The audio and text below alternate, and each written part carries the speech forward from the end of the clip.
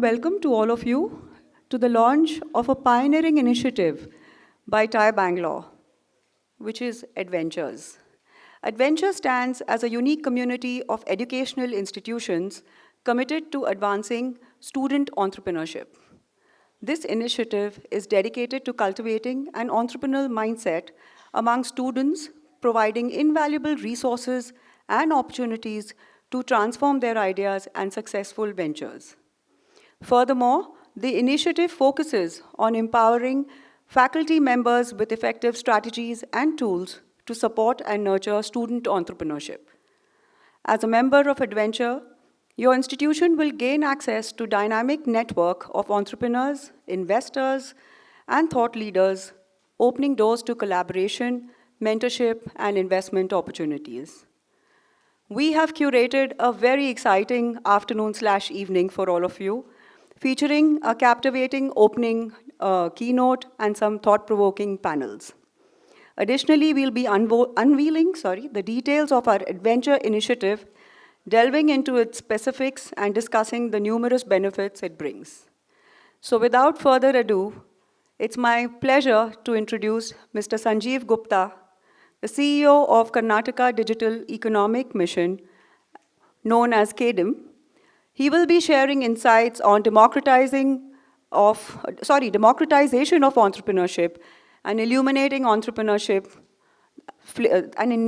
illuminating the entrepreneurship flame in colleges. Over to you, Sanjeev. Very good afternoon. Thank you so much. I could see almost everybody, 90%, I know them personally. So it's like a gang of friends coming together from education institutions and the industry. Lovely. Thank you so much for giving time today here. And thank you, TiE Bangalore and Ritu for giving KDEM an opportunity to partner with you as well. The thought which comes into the mind for all of us is about democratization of entrepreneurship. And why? Why Karnataka and why for us? So let me just give you one statistics to you. Almost 90,000 startups that the country has. 25,000 startups are from Karnataka. We are the leader and we will remain the leader. A. B, we are, forget the word of unicorn, because in last 2 days when I was meeting a lot of people along with Madan, everybody said, don't take the name of the unicorn, talk about enterprises. Right? How many are really true enterprises are there? So just to let you know that 60% of our exports actually come from the enterprises of the Karnataka. Karnataka 60% exports come from the enterprises. It's not the startups, it's not the tech alone. So that means the enterprises becomes a very important one.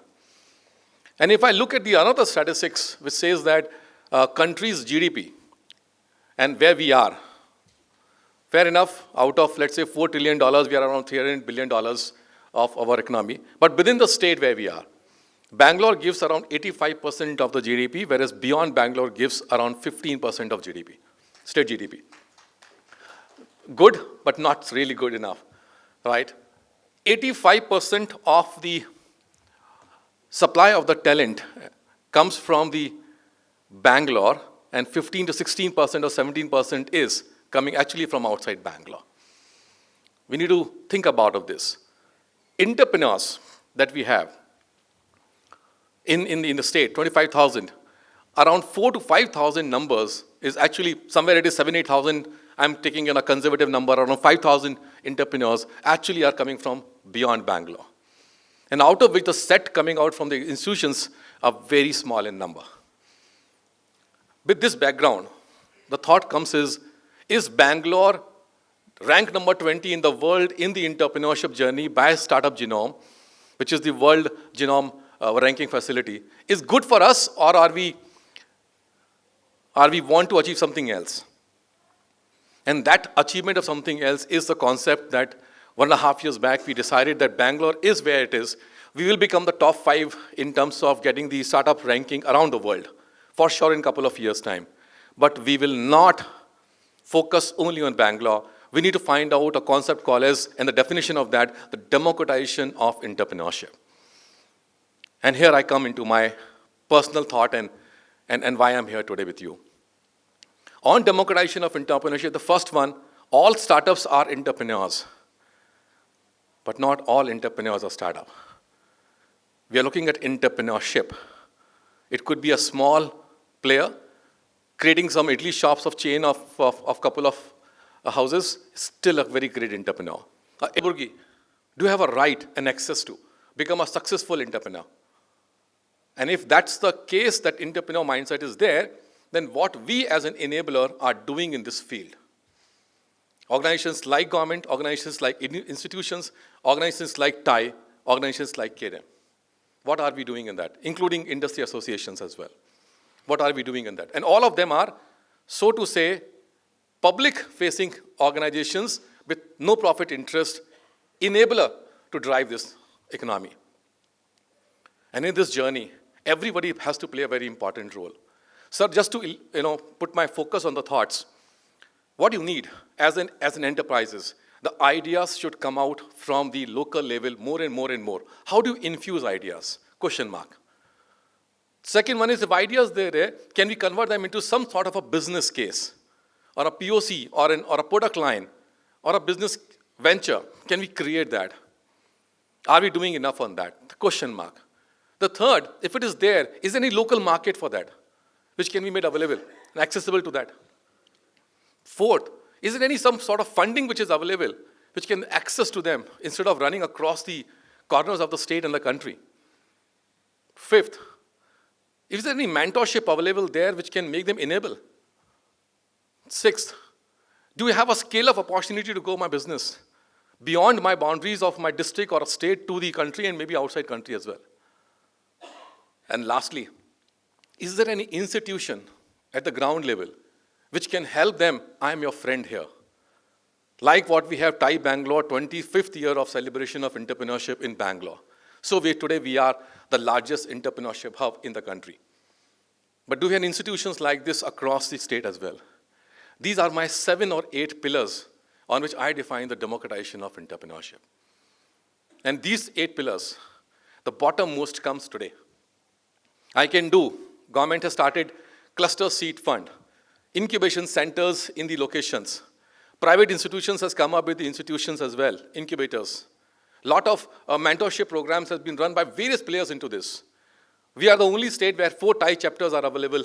No other state and no other, I don't know any country as well where any state has the 4 chapters.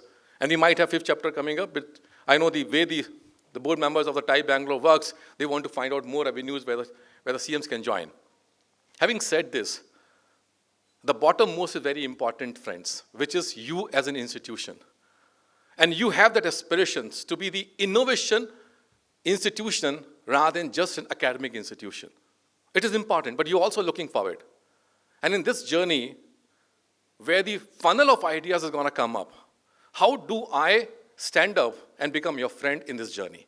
How do I ask Madan or TiE Bangalore to become your partner in this journey? Is the question that you're addressing while we're looking at the democratization of entrepreneurship. And this, we came up with a thought process. Let's define what all we can provide them. And hence, the concept called EdVenture came up. And EdVenture will reveal as we go forward. I don't want to take the secrets of that part of it from here. But what I'm trying to say is that this initiative which has been planned is being thoroughly looked into in terms of what our strengths are, what is the requirement at the institution level, how do we do this? And does it fit into the larger gambit of the ambition that we all are aspiring for? In fact, if 2030 we look at a milestone, we are looking at 15,000 startups from the clusters coming up. And they can only come when the education institutions start working today, not tomorrow. The last point, which before I share a little bit another thought process and wind up my thought, is if you're looking at the state of Karnataka and the GDP, we are looking at $1 trillion economy of the state by 2030. $1 trillion economy, out of which roughly around $450 billion of digital economy. $450 billion of digital economy. 45%. We are looking around that number.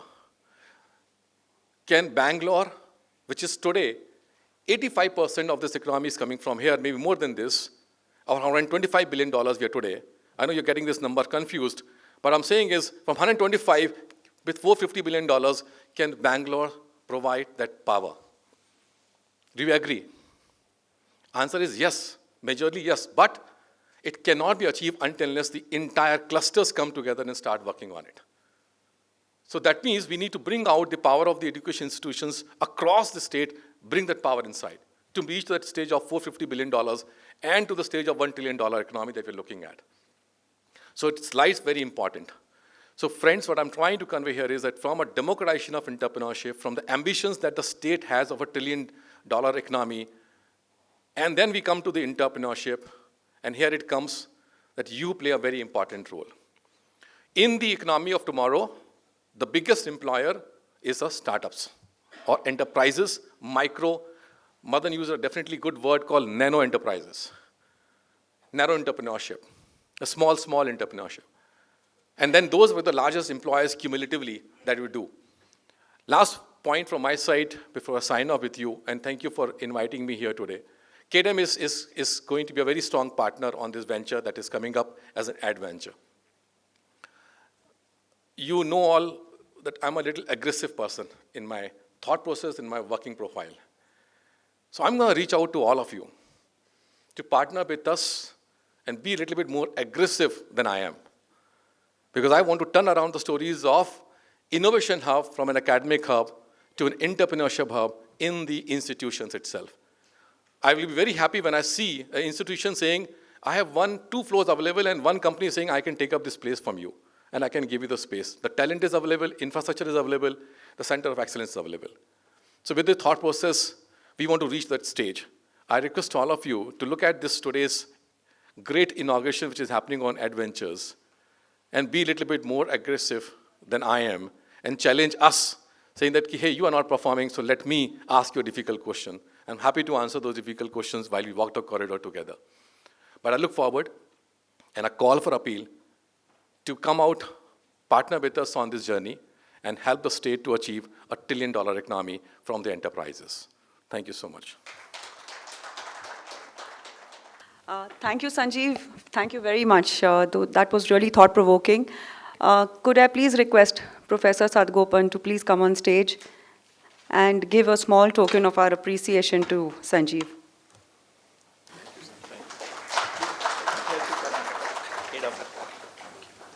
Thank you, Professor Sadgopan. Thank you, Sanjeev. Super, fantastic. We are moving into our next panel, which is the role of higher education institutions in fostering entrepreneurship. We are honored to have with us distinguished panelists, Professor Sadgopan, Professor Sadgopan, Founder Director of IIITB, Professor Rishikesha Krishnan, Director of IIM Bangalore, Mr. C.S. Murli, Chairman STEM Cell at the Indian Institute of Science, and our esteemed moderator for this enlightening session will be Mr. T.R. Anand. Apart from working with startups since 2009, he has been an advisor to the founders of SRM University Group and the Atria University. He is also a board member with TiE Bangalore since 2017. May I please invite all of you on stage? Thank you. Good afternoon, everyone, and it's really an honor and privilege to moderate this session. I'm T.R. Anand, board member of TiE Bangalore, and I'm quite passionate about education and entrepreneurship. We have really the stalwarts of education in Bangalore here on the panel of all the 3 eminent institutions. C.S. Murli from Indian Institute of Science and Professor Sadgopan, IIITB founder, director, and Professor Rishikesha Krishnan, the director of IIM Bangalore, all institutions of national eminence. So we are really privileged to hear their insights. And I think introduction-wise, Professor Sadgopan, everybody knows, and I'm not going to introduce him, but really he's a friend of TiE for a long time, and he's been associated with many of our activities. He's also a charter member which essentially means we are all here to give back to society and to the community. Last year, TiE was privileged to honor him with the Spirit of TiE Award, which is given to distinguished persons who contributed here in Bangalore. The previous winners included Nandan Nilekani, Kiran Mazumdar Shah, and all the big folks here in Bangalore. So we are really honored to be here with you, sir. Professor Rishikesha Krishnan, Director of IIM Bangalore.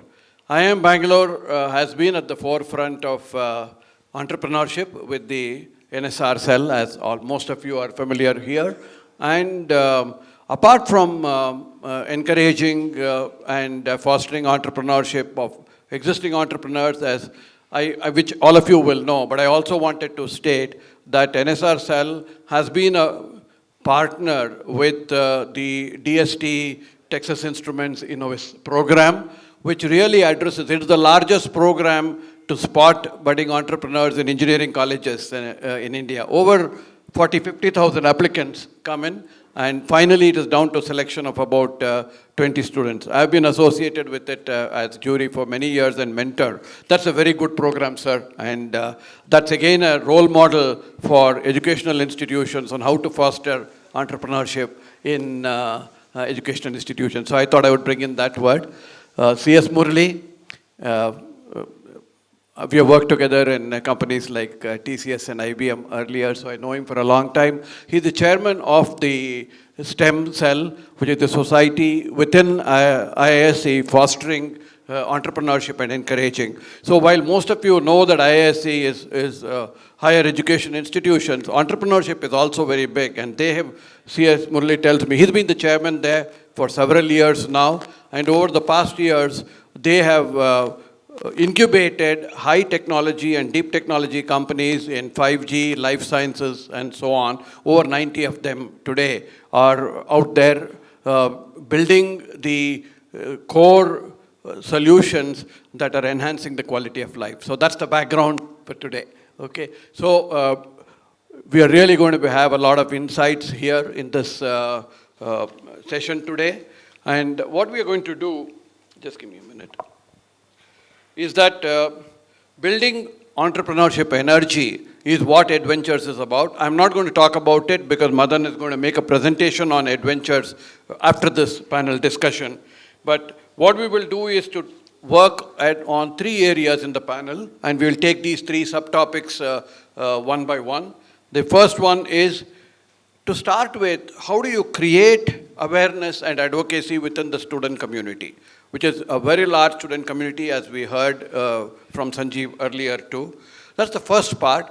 Okay, we have created the awareness, and that we will spend 10 minutes on. The second one is, how do you sustain the energy of entrepreneurship given the various things that's happening within the educational institution? And how do you enable this and cherish it so that it grows within that? Once you have reached that state, that's not enough. The third part of the session will be on how do you build the ecosystem and how do you institutionalize it. Okay, so let's go with these 3 parts. And the first one is creating awareness and advocacy. So we can take that up, sir. Professor Sargopan. Okay, thank you. Thanks, Anand, for introduction, and thanks, TiE, for inviting me. And it's kind of nice to be with all of you coming from the higher education institution. So, Anand, I'm going to do slightly different today. So, we keep trying different stuff. Go ahead. Because, all of them have so much of experience and all. So, what I thought I will do is, I will take 3 stories, each of 3 minutes.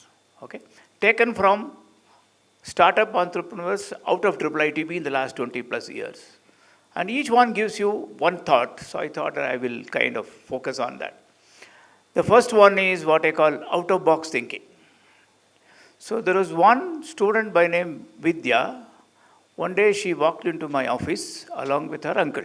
Her uncle happens to be a retired professor at University of Toronto. And then we know each other. And he said, look, Shatagopan, my niece wants to talk to you, so I'm bringing her. I said, okay. And I did not realize this girl is a born blind student and a topper from Christ University. She had done her BSc. And she said, Professor, I want to study in IIITB. Then I was telling her that, look, I'm very happy that you want to study, but we have a process. And then the uncle said, no, I want you to admit her. I said, look, no director can admit a student, okay, because, that is how the institutions are. We have a process. But this girl was very fast. She said, Professor, I don't want you to compromise on anything. You give me the toughest test, I will make it. So that spirit was something which was very good. So at the same time, we wanted to help, but we don't know what to do. We luckily had an MSc program where she would fit in. And then I kind of told Vidya's uncle, who happened to be a professor at Toronto, I said, let me think over it. I want to support, I don't know how. Because being a premier institute, we do have freedom to do some innovative stuff. I don't know how my colleagues will teach her. Because, it's not one person who will teach so many courses. So then I asked my faculty colleagues, all of them, they said it is a very interesting stuff, but we don't have a solution. Let us come back. So one of my colleagues went back and said, we will try this one. Why don't we employ her in a project and see how we can? When we employed her in a project, we actually figured out that today so much tools are available. Unless you had told me that she happens to be a born blind student, you would even know based on her interaction. Everything is possible. And then afterwards, she found out that she could move around inside the campus without anybody. So we asked her to apply for MSc. She applied. She topped the list. She did topped every course, and she topped and graduated with a gold medal. She has an interesting company called Vision Empower, okay, funded by Microsoft Research. In fact, last year, Satya Nadella spent a couple of minutes with her, and she was also invited by the President Murmu ma'am. She was in Rashtrapati Bhavan. Okay? So what I'm trying to say is, you have to really, none of us could have ever predicted there could be an entrepreneur out of a blind girl student. I tell you honestly, I'm sure all of us realize as head of institutions, sometimes we're also worried about other issues, right? The safety of this girl student, etc. But she proved all of us wrong. She did outstanding one. So I want you to keep that in mind, out-of-box thinking. The second one was even more interesting. So many of you would know Shrikant Nadamuni, the architect of Aadhaar project. One day Shrikant said, hey Shadagopan, I want to bring my son, he wants to thank you. I said, I don't know your son, but anyway, somebody wants to thank me, it's fine, bring him along. So he brought his son along and he introduced him. He just graduated out of MIT, Massachusetts Institute of Technology. And then he wants to thank you. He said, tell me what, He said, look, uncle, I just want to tell you that we had an outstanding student from IIITB who was our intern. We were doing a startup in my final year of my undergraduate work, and it works in AI for legal stuff. This is 2016, much before ChatGPT 3, okay? And what was music to my ears was, he told me that, look, there were 6 interns from 6 different parts of the world, including 2 from MIT undergraduate students. And the best intern happens to be the IIITB student. Obviously, it was music to my ears. But something, I think I want you to realize how institutions are, how country is, how the new generation is. Nobody in IIITB, including the director of the institute, knew that this kid was actually working for the MIT startup. And this kid is in 3rd semester of the BTech. Okay? So we normally think only in the final year when they had done all the core courses, 1 year, etc. How did this kid, Aditya is his name, you can go and find out. He's in San Francisco now. He graduated in 2018 or 19. He has been in the Bay Area. But how they figure out, so we don't know. Okay. Last thing, I'll just have another 2 minutes. And it's interesting. Normally we think that entrepreneurship, you must be thinking about it even early days, etc., etc. But here is a case of a student, Kadim Bhatti. And he was our first batch student, 1999 to 2001. Worked with Huawei for 10 years. 10 years later, he starts, and now he has a startup called WhatFix, which had a market value of $600 million today. We don't use the word unicorn, but you all know that it is Sunicorn. It is halfway mark has crossed. It has $40 million revenue, 1,000 employees. So what happens is you wouldn't have really thought of him as an entrepreneur, but somewhere along the entrepreneurship seed that has been sown has continued much beyond. And okay, so what I want you to realize is the first one is out-of-box thinking. Second one is don't straitjacket. Your first-year student, second-year student can also do something. Third thing is engage with the alumni over a much longer period of time. We don't know when they will become an entrepreneur. It could be even 10 years later. So I thought I will give these three examples to kind of start making you think differently. It is not a very straightforward, straight line. It is a kind of, it goes all over, it goes ups and down. But I think that is the beauty of entrepreneurship is all about. Okay, thank you. That's excellent, Professor. Next, I will request Professor Krishnan to share his thoughts, please. Yeah, I'll just try to pick up from where Professor Sadgopan left off. I think the first thing we have noticed in business schools like ours is that not many students take to entrepreneurship immediately after graduation, but some years down the line, many of them do. So our role is really to, in a way, kindle that spark and get them to have that entrepreneurial orientation and motivation. And you never know at what point of time in life they will take that and move forward. So one important change we made in the curriculum a few years ago is to make entrepreneurial motivation a course in the first year compulsory course in the MBA program.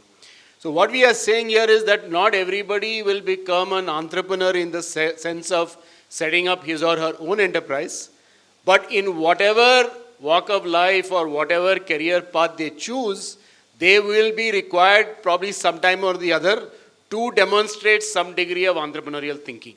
So when I talk about entrepreneurial thinking here, what am I referring to? I'm talking about, for example, looking for growth opportunities, looking at exponential opportunities which may come up, being able to see opportunities where maybe others are not able to see them, being able to observe certain trends and out of that derive some new things that may be coming up. So these are the kind of skills we are trying to bring in.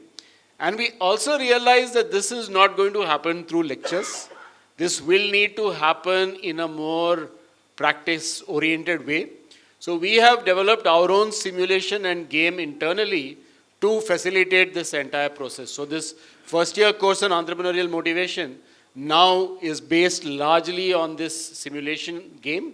And that's how we kindle this interest of students in starting to think like an entrepreneur. That's the first point.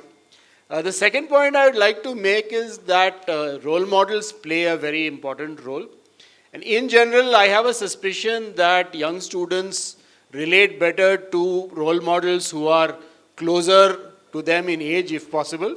Or, of course, they should be really good role models who are able to spark that enthusiasm. So I'll just give you an example of the latter. When I was in IIM Ahmedabad as a student, it's more than 30 years back, we at that time had a course called Lab for Entrepreneurial Motivation. It was called LEM. And that person who was teaching LEM was a gentleman called Sunil Handa. Sunil, some of you might know, he was involved in founding a company called Core Parenterals, which was selling IV fluid. But later on, he got into the education space. He's been a successful entrepreneur there. Having been an entrepreneur himself, he was really very, very successful in a way transferring that entrepreneurial spirit to the people who are in the class. And once again, I must tell you that while many of the people in that class have gone on to entrepreneurial initiatives, most of it didn't happen immediately after the MBA. It happened several years down the line. The final point I'd like to make at this stage is I think we need to play a role in exposing students to more entrepreneurial opportunities. In other words, to exposing them to interesting problems, taking them to different contexts where they will start thinking differently, giving them more facilities to experiment. This will also get assisted or helped if the faculty themselves are thinking in a similar way. One institution I've been quite impressed by in the last few years is IIT Madras. If you look at IIT Madras, one important thing which has happened, which is very important for development of student entrepreneurship, is that the faculty themselves have become much more entrepreneurial. So I was told that out of 600, 700 faculty in IIT Madras, at least 100 of them are in some way involved in either a startup or they're involved actively in some industry consultancy. So this enables them to bring in that, sort of problem-solving, industry problem-solving mindset, which then acts as an inspiration to the students. And then IIT Madras has done other things like setting up a lot of tinkering labs. They have this Deshpande Gopalakrishnan Foundation, which provides some support and training in how to think like an entrepreneur. I mean, they have a lot of other support measures in place. But the trigger, I think, is partly coming from the fact that the faculty themselves are actively involved. Thank you.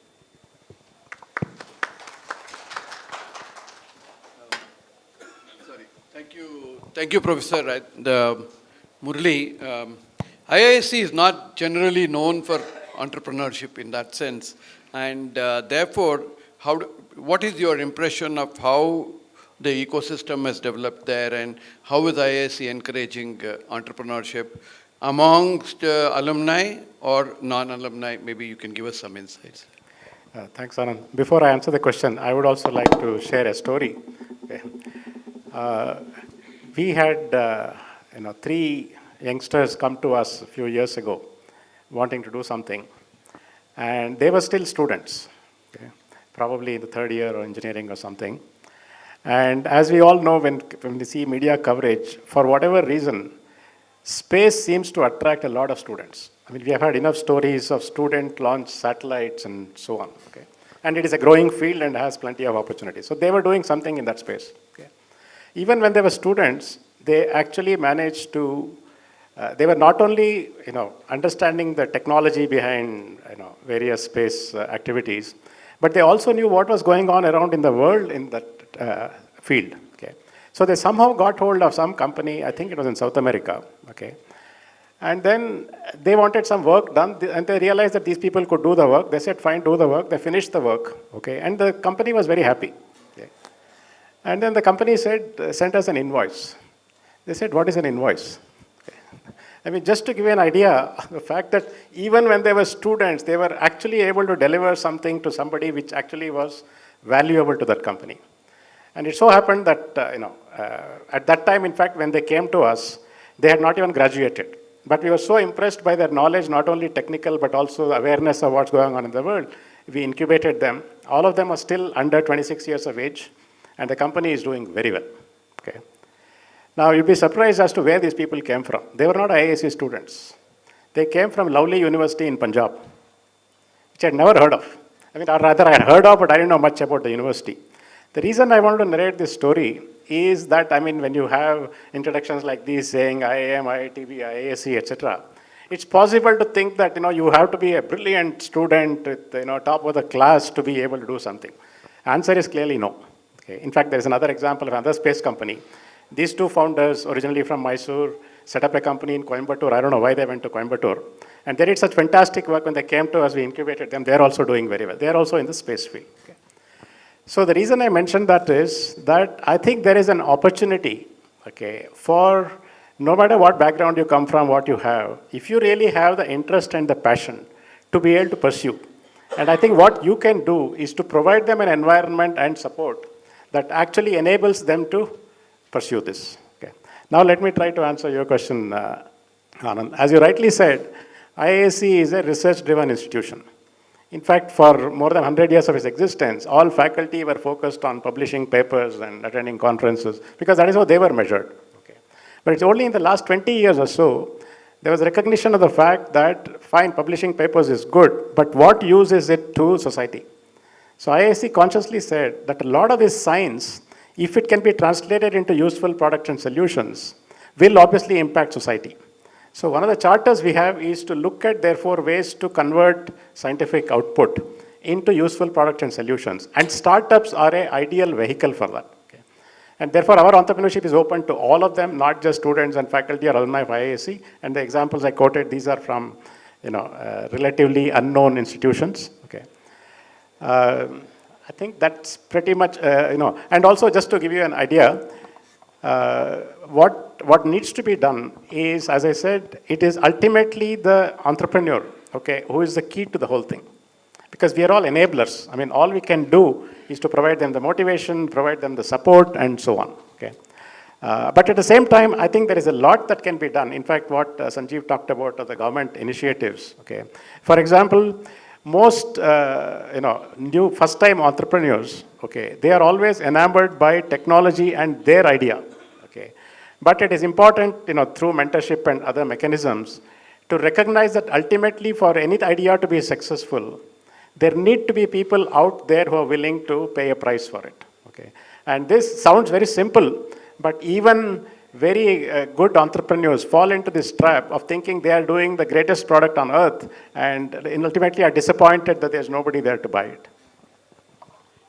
Yeah, thank you, Murli, for that. And maybe the next phase, we've heard from professors about students, their enterprise and their commitment, mission, etc. So this audience today, we have a lot of management and administration heads of educational institutions, and I want to touch upon the aspect of faculty. Faculty in each of these institutions are really the folks to whom the students look up. In many ways, the students' value systems, their career aspirations, opportunities, etc., are shaped by what interactions they have with faculty. So my next question is, how can institutions empower the faculty, motivate the faculty to look at entrepreneurship as a viable alternate option for students to regular placement? How do they promote it, and so on? So any thoughts on that, please? So let me add, we don't have to necessarily think that faculty members have to become entrepreneurs. They can actually help the student entrepreneurs. I'll take an example. Going back to what I said, Vidya, the born blind girl student, Vision Empower. One of their colleagues, Amit Prakash, okay, he actually became a co-founder of the company. Okay, so Vidya wanted, and he continues to be the mentor, etc.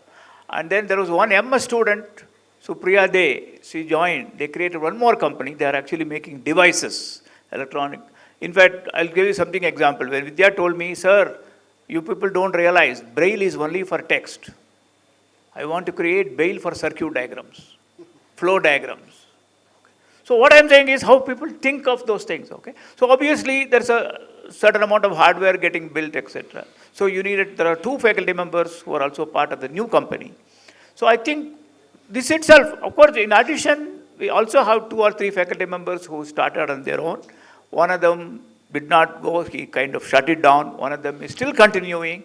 So my feeling is that don't get into very straitjacketed measure again. Some of these things take a longer time. Sometimes if it takes a longer time, something outstanding might come out. So we should not kill it too early also. Although I think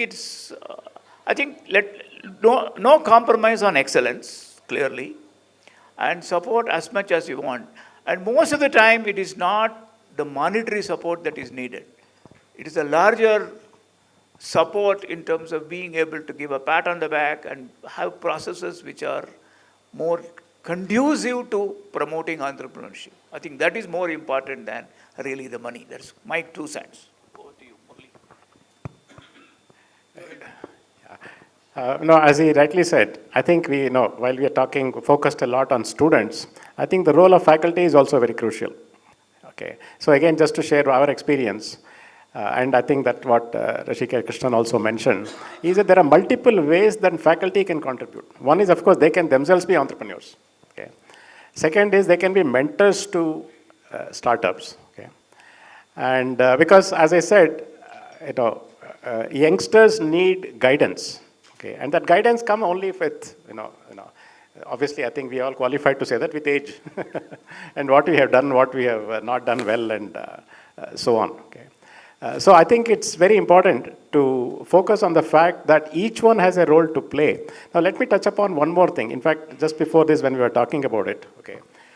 Increasingly, doing a startup is considered as another career option, which was not the case 10 or 15 years ago. Because obviously all parents would want to get a good job in some company and so on. Okay? I mean, that still continues, which is fair enough. Okay? So one of the challenges that students, I mean, any entrepreneur faces when they start, okay, assuming that they start off almost immediately after graduation, is that what is the source of financial support? I mean, if they already have somebody taking care of them, that's good actually. Okay? But sometimes that's not possible. So one of the things I want to mention, I mean, most of you may already be familiar with it, okay? There is a model called entrepreneur in residence, okay? In other words, a person doesn't have to jump in to start a company and start spending a lot of money and doing things. Once he has an idea, he can be given time to develop that idea till a stage where it becomes evident that actually this can become a very successful product. And during that time, all you need to do is to provide sustenance so that the person can pursue the idea, which can be both in terms of some living kind of expense as well as lab support and others which are. I think it sounds very simple, but I think it's a very, very useful. And typically what we do is we also actually have the program, is we typically give them 9 to 12 months to pursue their idea, at the end of which some of them drop the idea because they realize that idea sounded good, but now that they know the market, etc., is not good. And many of them end up as becoming actual companies. So I think as many of you would know, the AICTE, I think, has a startup policy for which institutions are encouraged or advised to follow. So while many institutions on paper adopt it, I don't know how many of them actually implement it in a serious way. If you are really serious about getting faculty to be more entrepreneurial, then you have to allow them some flexibility to do startup kind of activities, which means you can't be demanding that they be in the institute all the time from 9 to 5 or, clocking in, clocking out, and many other things you might need to relax if you want genuine entrepreneurship to happen. You also might have to relax some rules which say you can't have another job. I mean, what I mean is doing a startup in addition to being a faculty member. So these are some of the changes you need to make if you really want to make that happen. That's point number one. Point number two, which I would like to stress is, I think even before that, there's an importance in enhancing external orientation of faculty. What I mean by that is faculty need to step out more from the college, interact much more with industry, could be startups, could be established industry, have more exposure to what is happening there. All of this will, of course, not only help their teaching, but will also help them encourage their students to get into startups. In fact, many years ago, there was a very legendary gentleman called Dr. Naidamma. He used to be the director of the Central Leather Research Institute in Chennai. So he had a very interesting observation. He said, I'm very happy when I find my scientists and engineers are not in the lab, but they are in some leather plant. Because that means they are actually interacting with the people we are supposed to serve. Unless they interact more with them, they will not be able to do something useful in the lab, which helps those enterprises. And finally, I would recommend that you find structured mechanisms of exposing faculty to industry. I give you a simple example. CII has something called a best practice sharing program. And as part of that, they get CII members to nominate some of their employees to go and visit other outstanding companies. Now, this is open to academic members of CII as well. But I don't know how many academic institutions actually take advantage of that. You can, at very low cost, expose your faculty to some of the top manufacturing facilities in India. Because those expeditions normally go to places like Maruti or any of the top automobile companies and so on. So I think there are many mechanisms available. If you start getting people out of the institute into the world, I think you will also see that they bring more ideas in and they can help the students develop their ventures better. Anand, if I could just add to what he said. I think you're all in positions where you define how the institution should run, what faculty should do, students, and so on. So just to give you an example again from IISc, okay. Faculty, to encourage faculty to participate in startups in some way, okay. I mean, talking about it is one thing, but what can you do to facilitate it, okay. For instance, now IISc has a policy where faculty can spend up to 1 day per week on activities which are unrelated to their academic responsibilities, meaning towards startups. And this would have been unheard of 10 years ago. Okay. So policy intervention is a very necessary step, and since you are in positions where you can do that, you can think of similar things which would not only give them the opportunity, but perhaps even encourage them to pursue these options.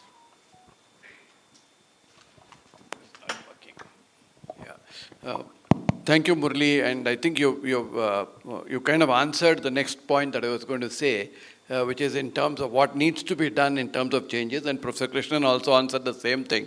So I think one of the things that we know in traditional universities, especially, the teaching load is very high, and unless so if a person has to complete his teaching load and then do the labs and then maybe attend to other administrative work, then entrepreneurship probably it is not going to work. I think the question is, if you are serious about it, then the workload balance has to include a significant portion for entrepreneurship development within the institute and building the passion within students and within fellow faculty too. I think that's probably the point that is being made. And so the other point was in terms of the external ecosystem build.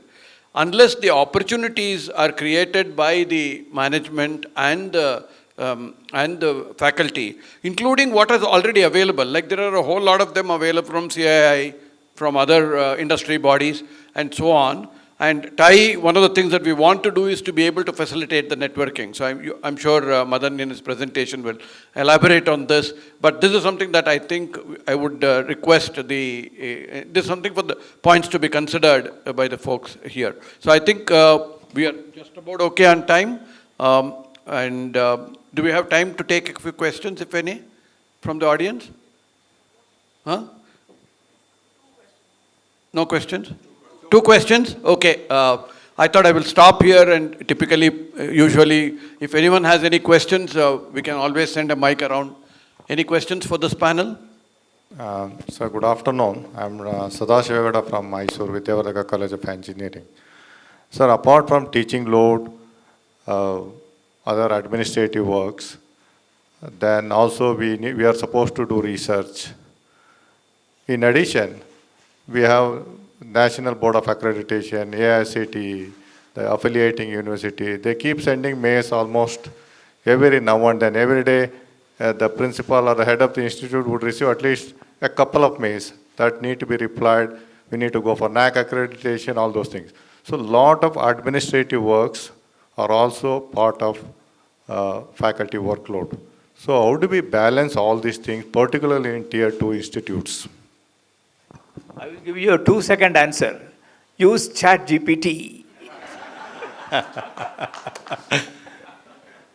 No, but I tell you, okay, don't quote me, but I tell you, I kind of go back to late 60s, early 70s at IIT Kanpur. We had a legendary director. I had not met him directly, but I kind of was told by my senior people. Even in those days, apparently Dr. Kelkar had a simple rule. He said, look, any letter from the government, he said, without doing anything, put it in the waste paper basket. If it is important, they will call you back. Okay? Half the time we make the mistake of answering everything. Don't answer. Of course, don't quote me. Sir, in addition, particularly in the Tier 2, there are a lot of slow learners that also need to be mentored continuously. So teachers are expected to do all those things. So I am certain that entrepreneurship is very, very important for the growth of the institute, for the growth of the nation. But really for the Tier 2 institutes, getting very good faculty, motivating students is a great challenge. I could just add to that. I think what you can do is to, as I said, do policy interventions which lets them do it. And once you do that, what I believe is that those who are passionate will find time to do it. I mean, you don't have to plan their time. I think once the facilities are there, those who are really interested will find time to do it. Just one point. I think you mentioned how to motivate them. In fact, this is going to be one of the more important things that they can do as part of motivation. And especially people who are relatively new to teaching, I would say, in a sense. I don't want to use the word younger faculty, but those who want to achieve something more, This is an excellent opportunity for them to combine it with their subject knowledge, their network with industry and so on. It all comes together if they are really looking out for it and being passionate. So I think as management, creating the excitement and the opportunities that are available both for faculty and for the tremendous value add to the students, then the things will flow. As Professor Sadagopan said, it will keep going up and down, but you will find a pattern in it and that will pick up. Thank you. One more question? Mine is not a question exactly. What the principal of Vidyavartaka asked is a genuine question, and does it bother an institution? It bothers an institution. And the works that the administrative works that are there for any common faculty is large. But we have a very dynamic solution which we tested at ISBR, and had it worked wonders? Yes, it has worked wonders. So I'll just take 2 minutes to tell you how this was solved. So you have a line of faculty who are as per AICTE, and they do all the AICTE roles. Then we recruited a lady who had started a startup but could not succeed. But the work culture was there of an entrepreneur, so we recruited her at a very, very reasonable investment on her. And we told her, just set up the culture of entrepreneurship in the institution and give her free hands. We didn't tell her that you have to teach 9 to 6, or this is what you have to do, or this is your total number of hours. Now this lady by name Dr. Richa, she got into the system, and then she created out of the whole lot of students, some students who were interested in entrepreneurship, and she got 8 of them. And she started meeting them day in, day out, early mornings, post-class hours, and to only realize that these 8 students created 2 entrepreneurs out of them. And they finally didn't become the real entrepreneurs, they became co-founders to the real founders. And these 2 have bagged multi-awards. Now the same Richa Balla, in the next time, she started working with TiE very closely and getting these 8 students to the events of TiE and such bodies again and again. Post office hours, evening 8 o'clock, such programs you had ISBR students working on it. Today, at this point of time, out of 360 PGDM students we have, the same Richa Balla has 180 students in her innovation incubation cell and entrepreneurship. It took time. Mark my words, as Professor Sadgopan said, things do not come fast. You may in the first month feel that the pay that you're paying her isn't worth it. In the second term also you may feel the same. But as it moves on, this drive becomes an initiative by its own. And now at this point of time, 80% of the institution has one or the other culture of entrepreneurship in them. It will take time. There is no difference between Tier 1 and Tier 2 here. In fact, Tier 1 will have more stress on students than Tier 2. Tier 2 will still have time for the students to work on it. Just give them the atmosphere of entrepreneurship and see. Let's leave it to time. Outcome will come. Thank you. I think we will wrap up. I'm sure we could spend another half an hour on more points.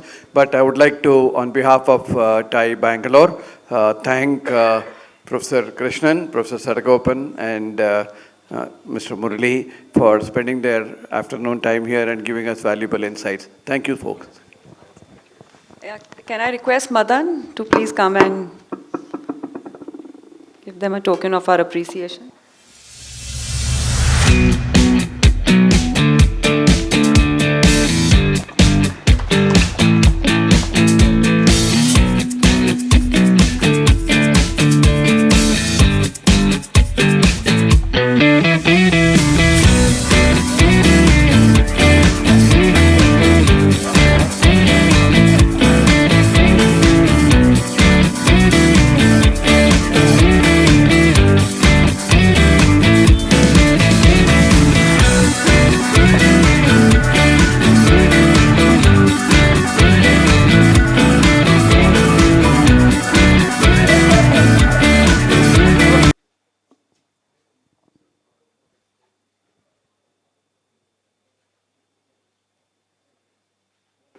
Thank you so much, Professor Sadagopan, Professor Krishnan, Mr. Murali, and Mr. Anand.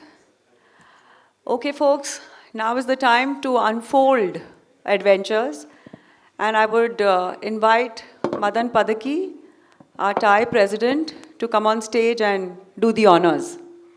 Hi, good afternoon, everybody, and again, warm welcome to all of you. As Sanjeev was saying, a lot of friends in the room, so really appreciate all of you taking time to be here with us, cheer us along on this journey, and partner with us together on this new adventure or adventure that we are embarking on. Again, thanks to the wonderful panel for setting the context of what we are thinking. I think a lot of the thoughts that came out in the panel is what is driving EdVentures. Of course, this is not the first time we're having this. We took a lot of feedback from folks to kind of create the program out. But before I embarked there, as I was sitting and reflecting on my own journey as an entrepreneur, I was thinking of 3 inflection points that made me, proudly say sometime a couple of years out of my B school saying that I want to be an entrepreneur. One, my father used to run a travel agency in Gandhi Bazaar. Much before the Ola days, we had about 8 or 10 cabs that we used to call. Customers used to call us, we used to send the cabs. Through my 8th, 9th, 10th, I remember soon after school, I used to just land up at his shop, give him a 2-hour break, and I used to handle that work. The confidence that I got by sitting there, addressing customer calls, talking about commercials, I still remember writing those bills, sending it out, posting it, calling up, doing the collections, is probably, what got me comfortable with this process of saying you can run a business, right? That was one. Secondly, in college, I was a outstanding student in the true sense of the term, that a lot of my professors, you're always standing out, you're never in the class. I used to be a part of every club. Name it, we had a college festival club, a road track club, and all that. And the amount of, again, setting up a venture experience that came when we ran successfully a college festival for 2-3 years.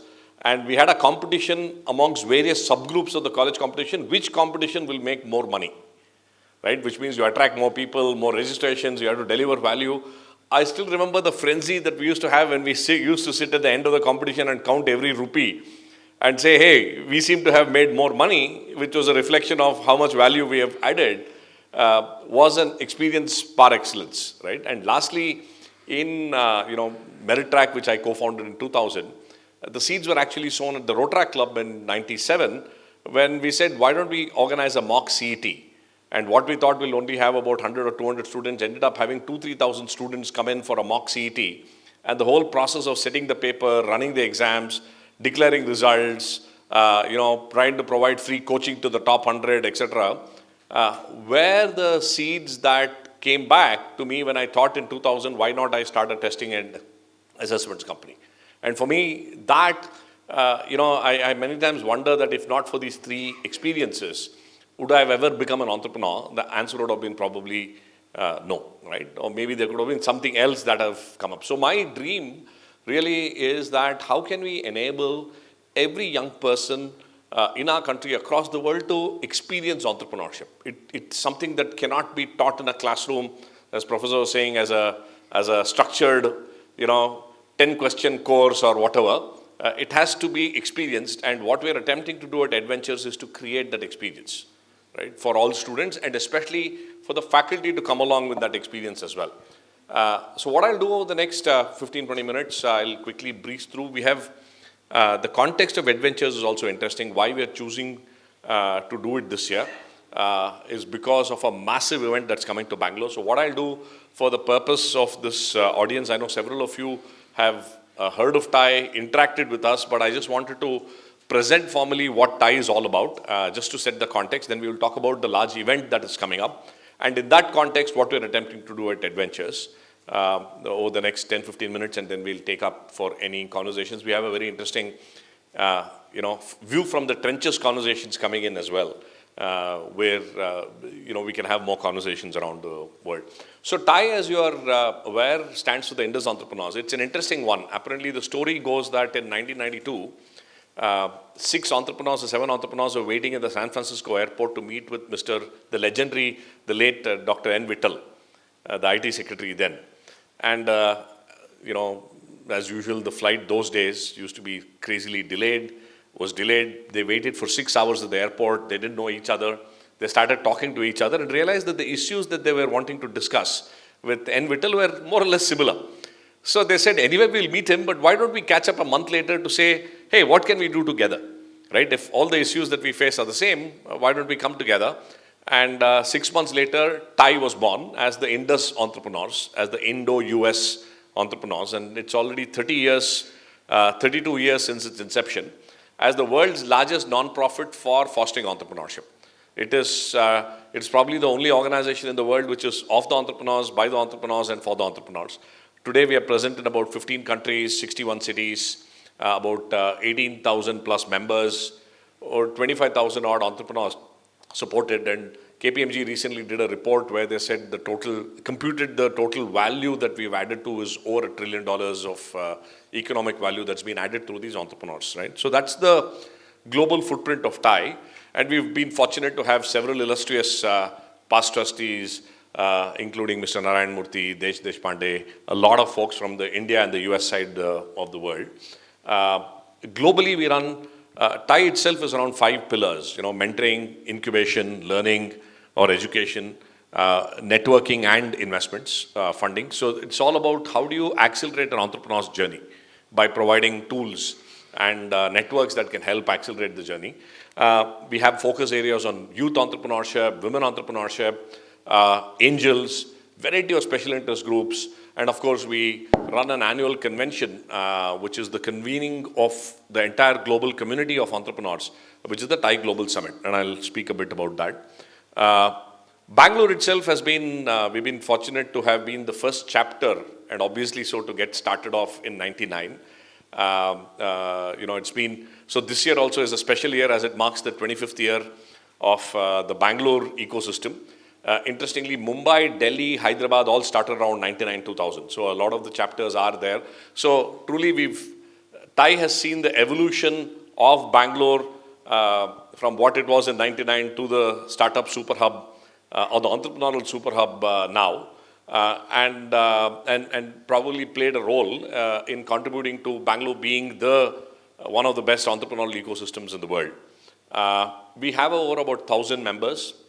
Again, as a structure, you will see that some of us are called as charter members and some of us are called as associate members. It's a very interesting structure where the charter members pay a much higher fee to TiE only to give back.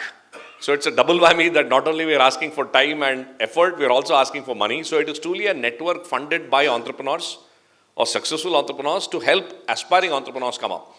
And why do we do that? I've been a beneficiary of that. I was an associate member in 2000, and probably my venture wouldn't have been successful if not for TiE. So I come back after I've reached a particular level to say I want to give back as well. So it's truly the ethos of giving back that defines TiE.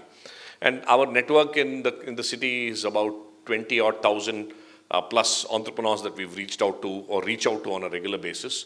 As Sanjeev was saying, interestingly, Karnataka is the only state which has 4 chapters. We have Bangalore as the newest chapter. We have Hubli that started out 10 years ago. Mysore started out 5 years ago.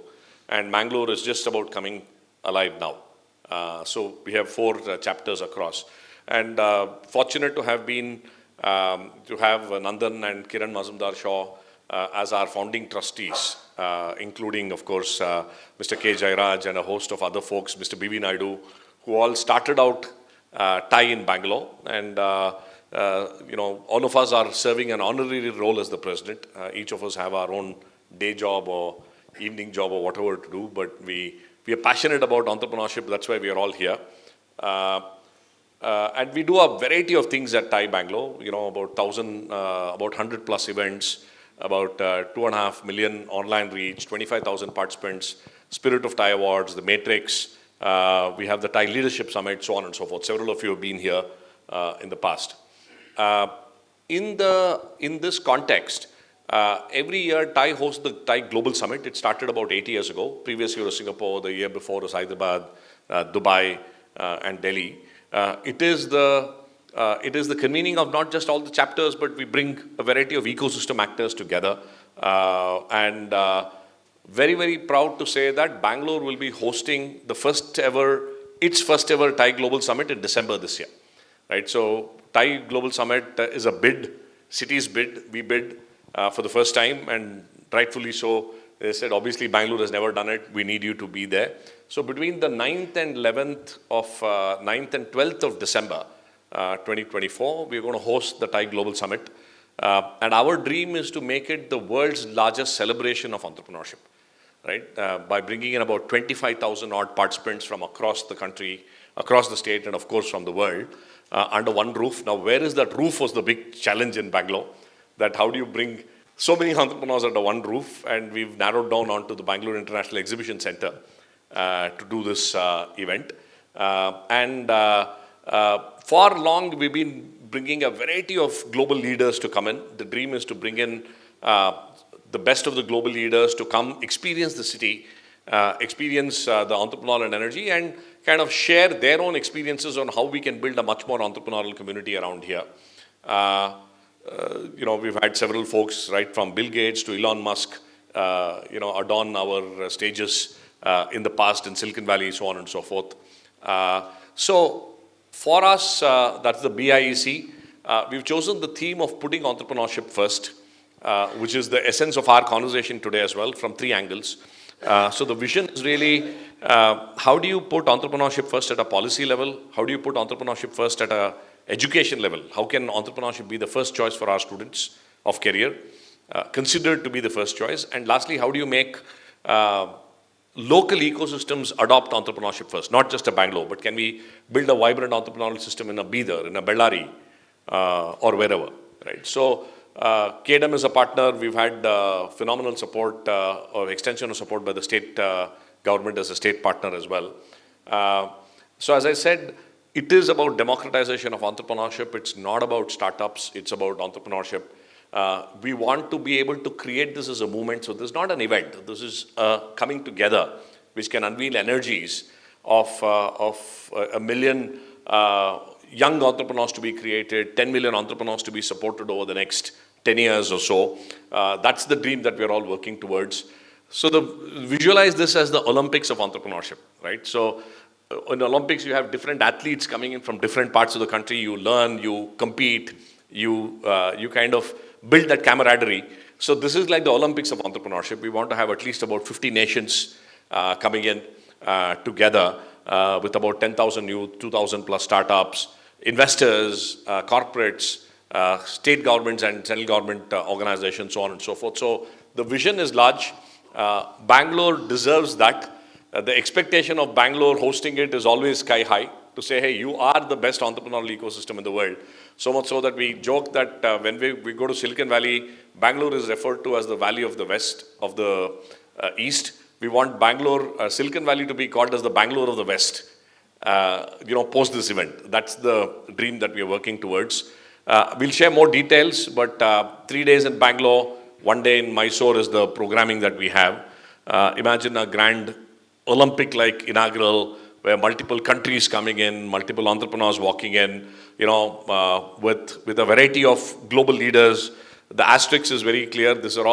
We are all now doing an outreach. These are all prospective wish lists, but we'll go all out to make them be here, and many more names, of course. And we will get a variety of icons to have a conversation of the future of entrepreneurship. Imagine Nikhil Kamath having a conversation of the future of money with Jamie Dimon. And what do entrepreneurs take for that? So those are various ideas shaping up. Of course, multiple sessions, parallel tracks of various speakers. EdVentures is a key one. I'll come to that, but we'll have a TiE Women Conclave. We are identifying the world's most promising 100 startups. Can 5 years, can these startups not be a unicorn, but can they have created 1 billion smiles, right? Can we have created large impact? Sectoral partner tracks. We are inviting 25 countries to come together. In fact, we are cooking up something very interesting we are planning something interesting with IIM Bangalore, where we want to host a global ecosystem, entrepreneurial ecosystem convening, where multiple countries come and share how they have built their entrepreneurial ecosystems, so on and so forth. The usual stuff, there'll be pavilions, technology showpieces. Student is a big focus. We want to create a large pavilion for student startups from across the country, and mentoring, startup pitches, the work's happening. Fortunately, BIEC provides us the ability to do that all in one place. The only thing that we are pushing for is there's a metro station that will come up at the doorstep of BIEC in July. It should hopefully be operational by the time we have this going. So that gives you the idea, right? I mean, various sectors, themes, not just IT, but we'll have tourism, we'll have textiles, we'll have art and craft, so on and so forth. There's various themes for the event. And as I said, we're fortunate to have Mr. Kharge being completely supportive, and the state will host it. Yesterday, as Sanjeev was saying, we met a bunch of folks at the central government. Of course, in Bangalore, we will pull everybody as partners. This list will only grow. But we've got the confirmations in the last 2 days that all these central government entities will support TGS, right from MIT to DPIT to Invest India to AIM to AICTE. We've got all the confirmations coming in saying that let us know how we can support you, both financial and non-financial models. So this kind of gives you a flavor for what we are attempting to do. So I'm taking the fact that all of you in the room are very much a part of this history-making event. We want you to block out your December date specifically, but also from now on, there's a lot of work to be done. I'm counting on each one of you as volunteers to make this happen. We want to light up the city and the state with entrepreneurship, and your colleges will play a key role in making that happen. So this is, we're going to do a formal curtain raiser in a month or so, but this is the precursor of things that are shaping up. So in this context, we said, how do we involve education institutions, not just in Bangalore but across Karnataka, and help and create a model where each of you can be a part of it formally. And that's how EdVentures was born, right? Well, two insights. One is that, it has to be, entrepreneurship has to be at an institutional level, not at an individual entrepreneur level. And two, with all the workload that is being talked of, which is real, how can TiE play a supporting role in enabling entrepreneurship to take seeds at the college level? We have 300 odd charter members. If you include if you include Mysore, Hubli, and Mangalore, we have over 400 odd charter members who are successful entrepreneurs. Can we leverage their insights and networks to help colleges to be more entrepreneurial? So it is an exclusive network. We're using the word exclusive in a very conscious way. We want committed institutions to come. We want institutions to learn from one another. There's a lot of learning because each of us have tried multiple things. Some things have worked, as Manish was saying, some things have not worked. So how do we learn from one another, essentially to accelerate entrepreneurship, right? So can we, in this group, maybe when we meet 5 years down the line, can we say this group has created, 1,000 successful entrepreneurs who have created 50,000 jobs or something like that, right? So can we sow the seeds today for something like that to happen? And that's the why, right? How do we build entrepreneurial energy within education institutions to accelerate student entrepreneurship? What can we learn from one another? And we'll do two things. One is to facilitate structured learning experiences. So if we can bring all of us together in a group, which we want to do, and each of us can learn from one another, TiE can play a facilitating role. Secondly, how do we provide unparalleled access to global network? We were talking to somebody from National University of Singapore who were here last week, and they were saying, listen, there's so much learnings of NUS, and we said, will you be able to host an event with 10 other institutions in Bangalore, and can you share your learnings? They said, we'd be absolutely honored to do, right? So there are many connections that we can bring, and vice versa. I'm sure they will also learn a lot from what's happening in India. So that's the idea. How do you operate at the intersection of the TiE entrepreneurial ecosystem and the college ecosystem that you have? Can we connect those two through EdVentures? So what we want for institutions, apologize for the smaller fonts, but 5-6 things. One is, as being a part of EdVentures, you automatically become a part of TGS, branding, stalls, your students at TGS, etc. But we also want to take each of these 50 or 100 institutions that we will work with to be connecting to global TiE chapters, to global institutions, getting exposures. What partnerships can we help you drive, with with entities in India or globally. And we also want to create sometime in June or July, depending on the time, a very intense faculty development program for your selected faculty to come and participate with entrepreneurs on what is the playbook for infusing entrepreneurial energy beyond infrastructure. All of us have great infrastructure, rooms, well lit, well furnished, all that is fine, but what else do we need to do is something that we will debate on. And for students, for about 100 odd students per institutions, we have a student membership. We have about 600 odd student members. We want to extend a free student membership for selected students, get them access to internships.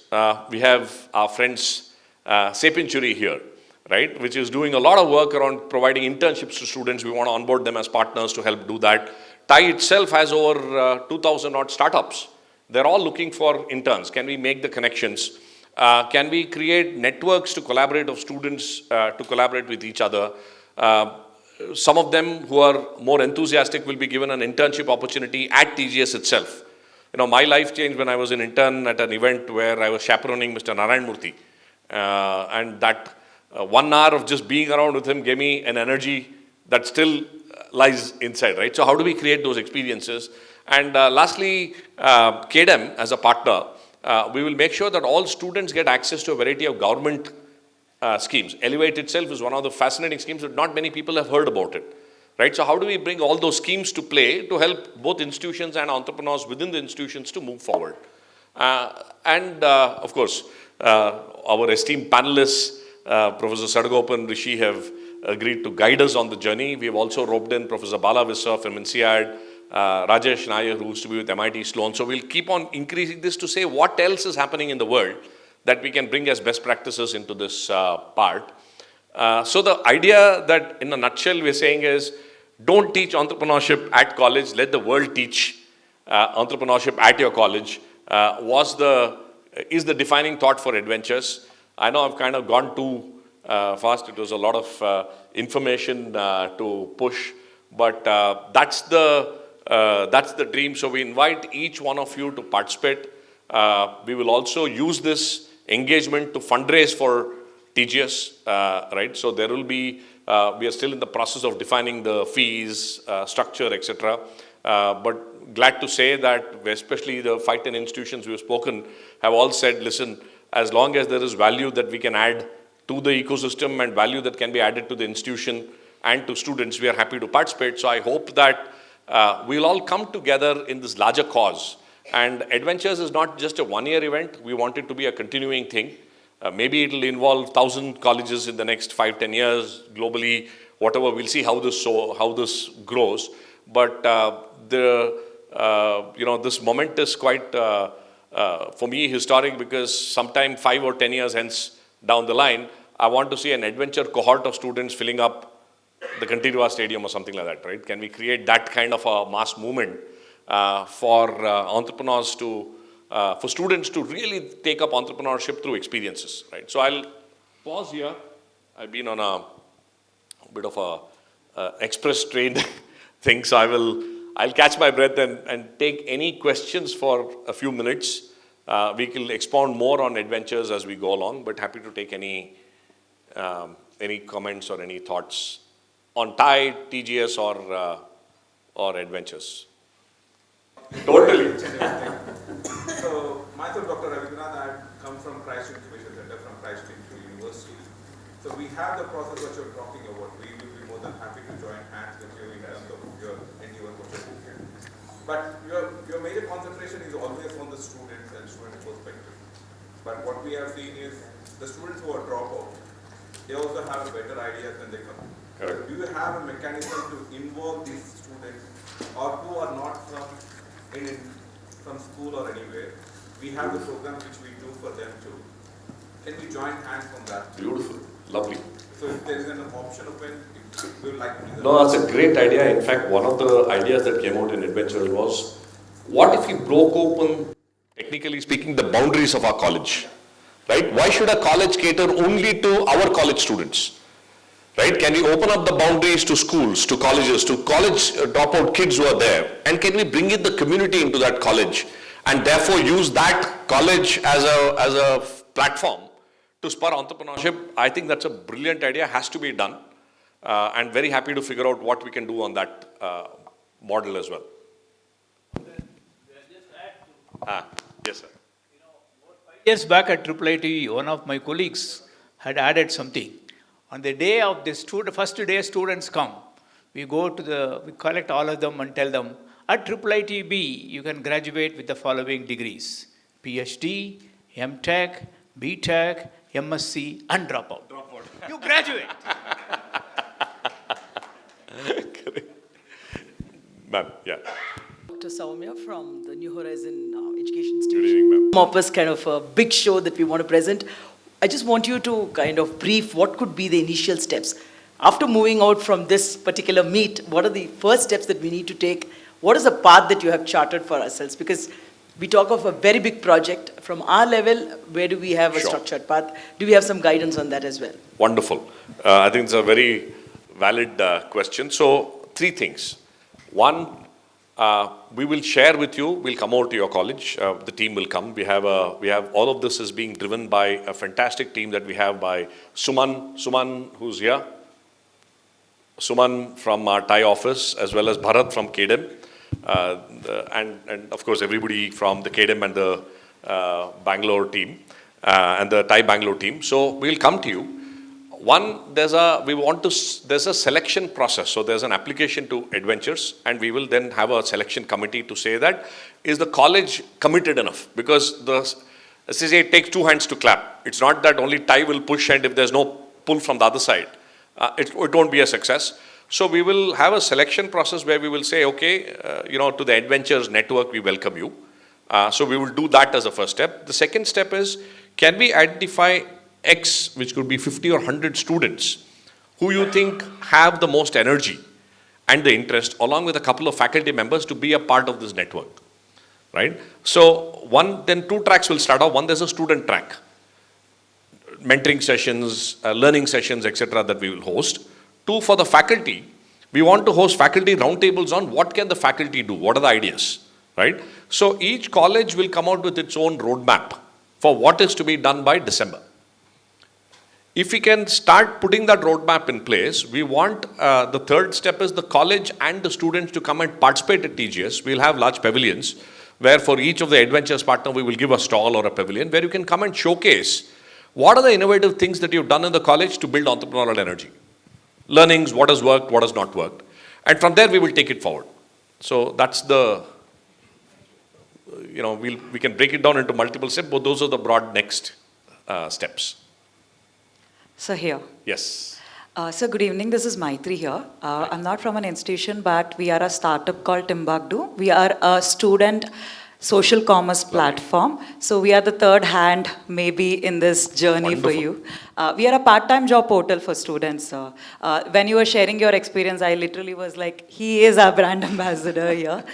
So we have worked with a few colleges here with Soundarya, with ISBR, yes, and with New Horizon as well, and I can press couple of universities. So, sir, because we are a community-driven platform where we are giving them needs and wants and a lot of other things, so we have students as a ready audience sitting with us. Today we have about 5+ lakh students in the community that we are building. The recent success story, what we have achieved is we have a collaboration with Microsoft head office, and Microsoft Azure will give $1,000 ready credit for any students who want to build their tech product from idea to MVP. And if they are successful, then Microsoft is going to increase that grant. So, sir, we would want to work with your good office.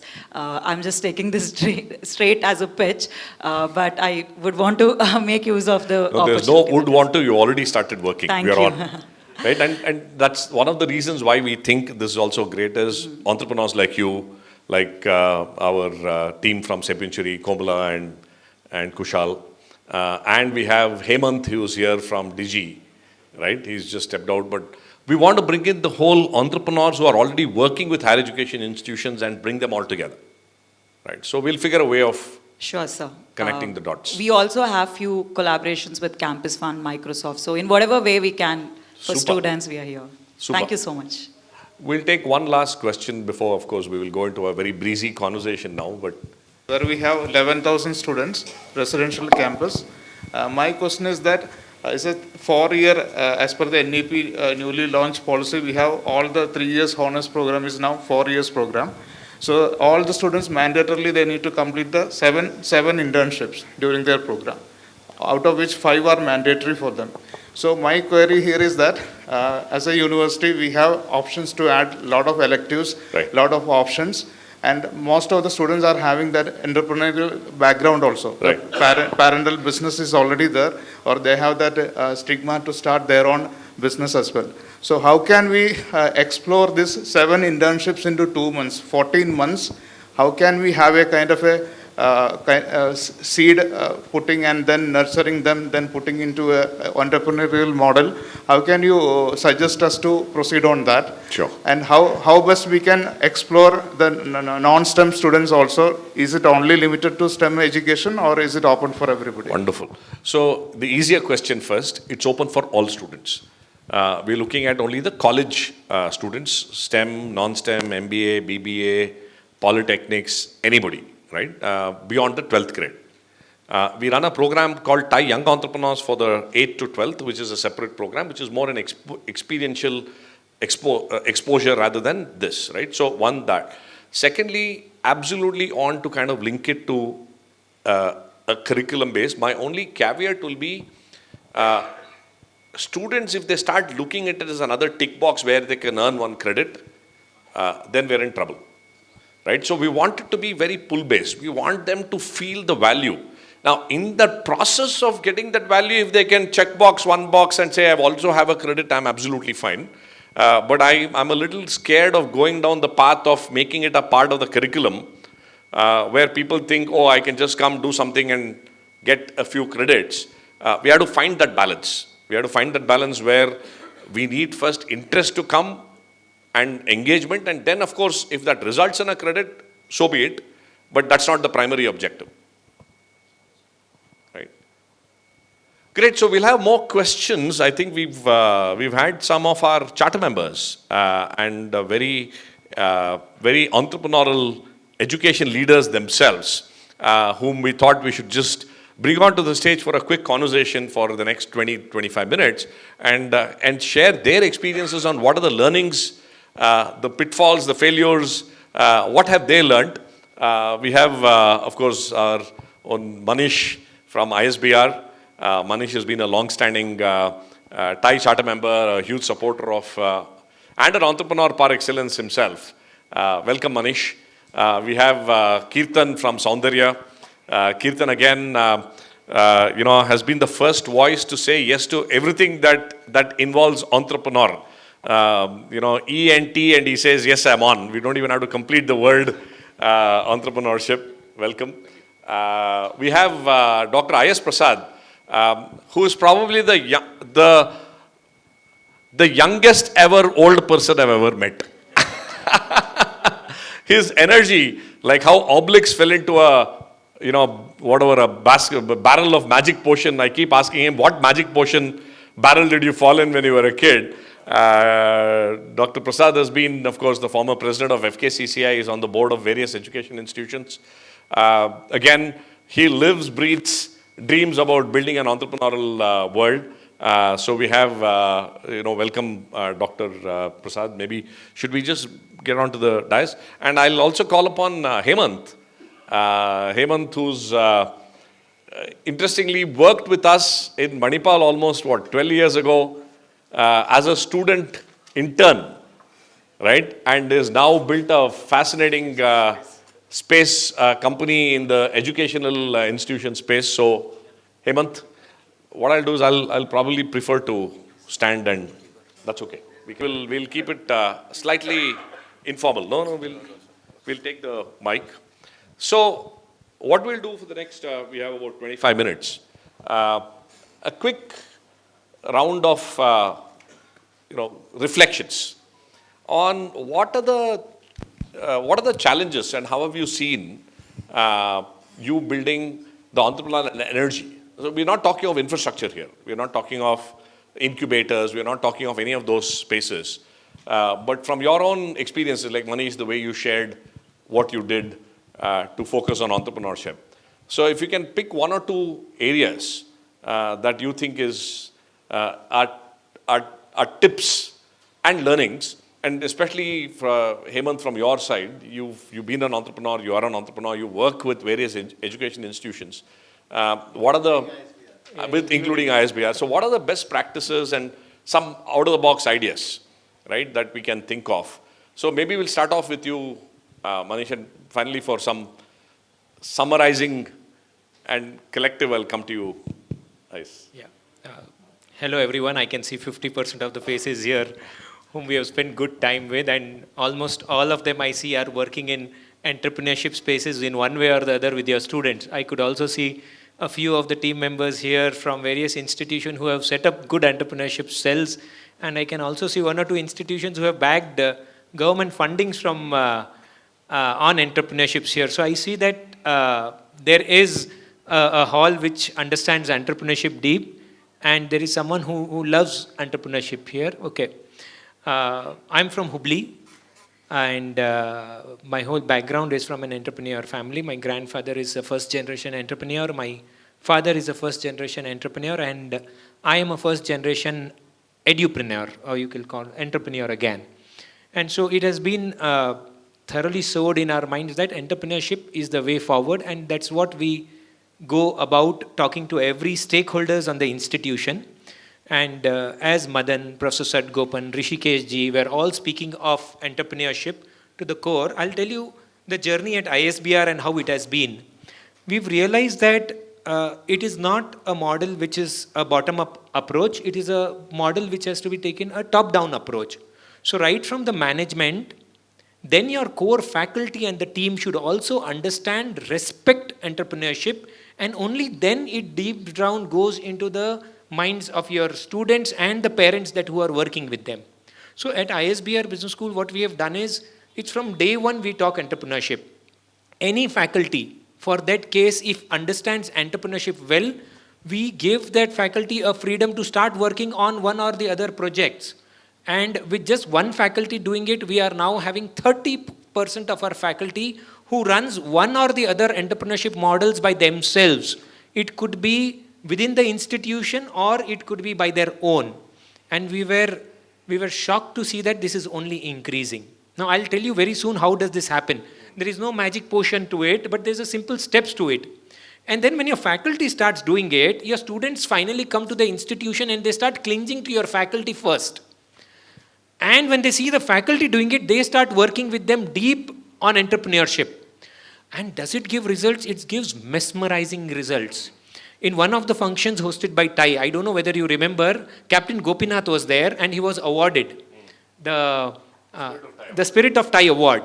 And there were 20 students from ISBR. I'm just taking one case study. Now these 20 students rushed to Captain Gopinath. Faculty or other management people would not have done that. Huh? They would have kept steps back. But a student will not do that. Now Captain Gopinath at the center, 20 students around him. And they said, sir, how did you do it? We saw your movie. Surari Potru, correct. And then what happened is Captain Gopinath starting narrating his stories, and then he said, should I come to your institution to do it?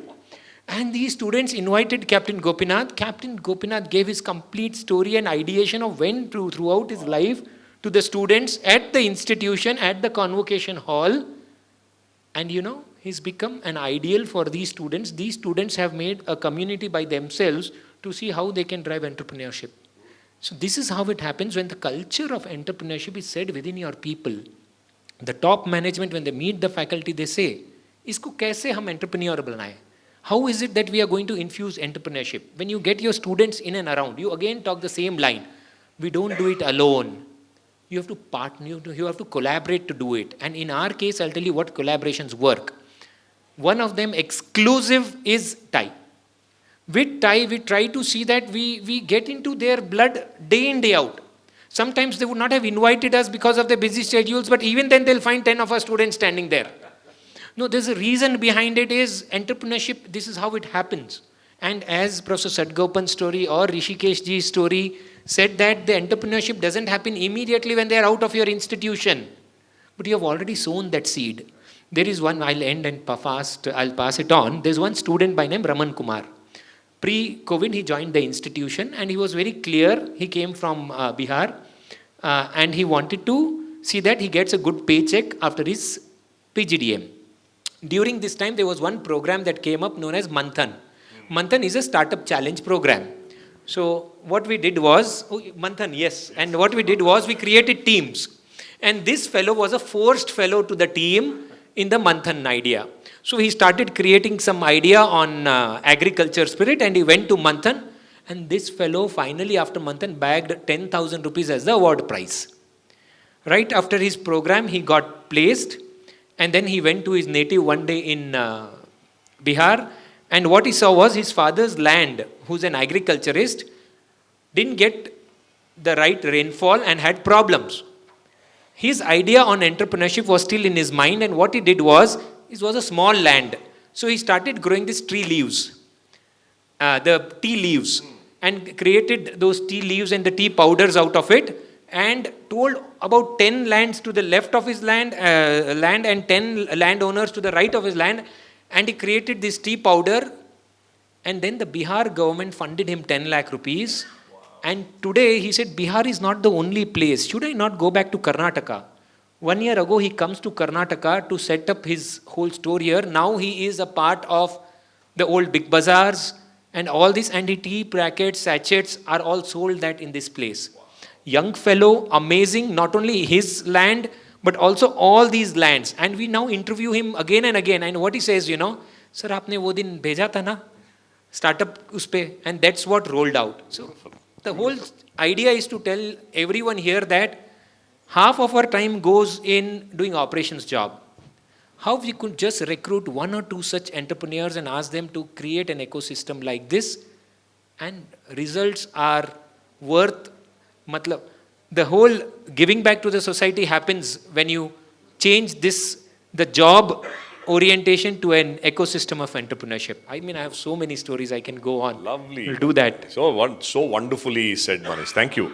What you were saying reminds me of a thing that entrepreneurship is supposed to be all about serendipity and conversations, right? A lot of things happen by chance, right?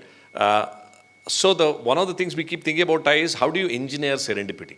Like today, each of us could have been in 100 different places at this time. We've chosen to be here, right? But you never know whom you're sitting next to, right? But one conversation which is at the tea or a coffee or right here can change the trajectory of our lives. And that's what the beauty of the non-linearity of entrepreneurship is all about, right? So thank you so much. We would love to have Raman come and share his experiences on one of our TiE forums. Kirtan, love to get your perspective, and then we will. Good evening, everyone. Thank you, Madan sir, for always encouraging and giving a great platforms. And of course, we have signed up with TiE Young Entrepreneurs. So I just want to say what you all have done to our organization. So last week, my wife suddenly calls. I was at a meeting. She was very, very furious. She calls me and says, I want to talk to you. I was very busy. I said, I'll come back home and speak. She still continued to be furious that you don't understand, you don't talk to me. And she says, what I asked, what happened?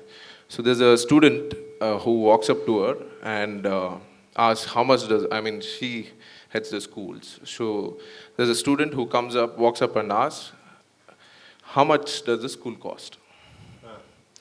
So she got very furious.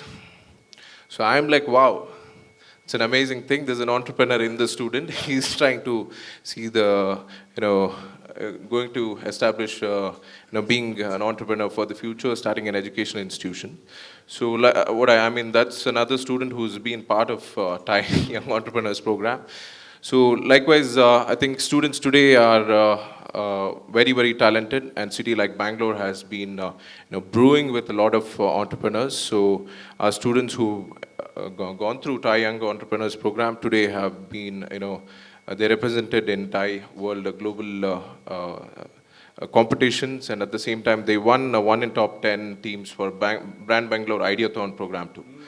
So what I mean to say is, of course, in an institution, it is just that platform, what you create, and what kind of opportunities that as managements being proactive, because we went around across Mysore and Mangalore day before, and we met Dr. Sadashiv Gowda last week itself. So institution, even they, when we went there, so they are keeping a capital of 2 crores they're spending on students' entrepreneurial activities. So this itself calls for, every institution today is thriving. And let me tell you, tell all of you all that we just think Bangalore is a great city, but Tier 2, Tier 3 cities are thriving to the core, and they want to come up with entrepreneurs in a great manner, and the ecosystem what has been created. So yes, what I would like to say is it's the ecosystem and proactiveness of the management of the institution which will give greater entrepreneurs for Bangalore. Thank you. Beautiful. Thank you, Keertano. I can't agree more with your thought that, Bangalore things happen, but entrepreneurship at the Tier 2, Tier 3, and I run a rural venture where we operate in 20,000 villages. I must tell you that in each of the villages, I've found an entrepreneurial energy that can, rival anybody's entrepreneurial energy in a Bangalore. It is just that they don't get a platform and an opportunity. So that idea of opening up the walls of the university to include many others, and it need not be around the surroundings itself, right? What if an institution worked with another institution in Sirsi or Sira or wherever? And can we then do exchanges? So the possibilities are immense when we start collaborating and building the network. So thank you, Keertan, for always being a full-fledged, full-throated supporter. Before I come to you, Hemant, Dr. Prasad, your thoughts. You've been, of course, witnessing the Bangalore's entrepreneurial Before ecosystem. Before my thoughts, I would like to say the doctors will manage health, the bankers will manage wealth, only the chartered accountants can multiply wealth. I've been a professional and 40 years of practicing chartered accountant.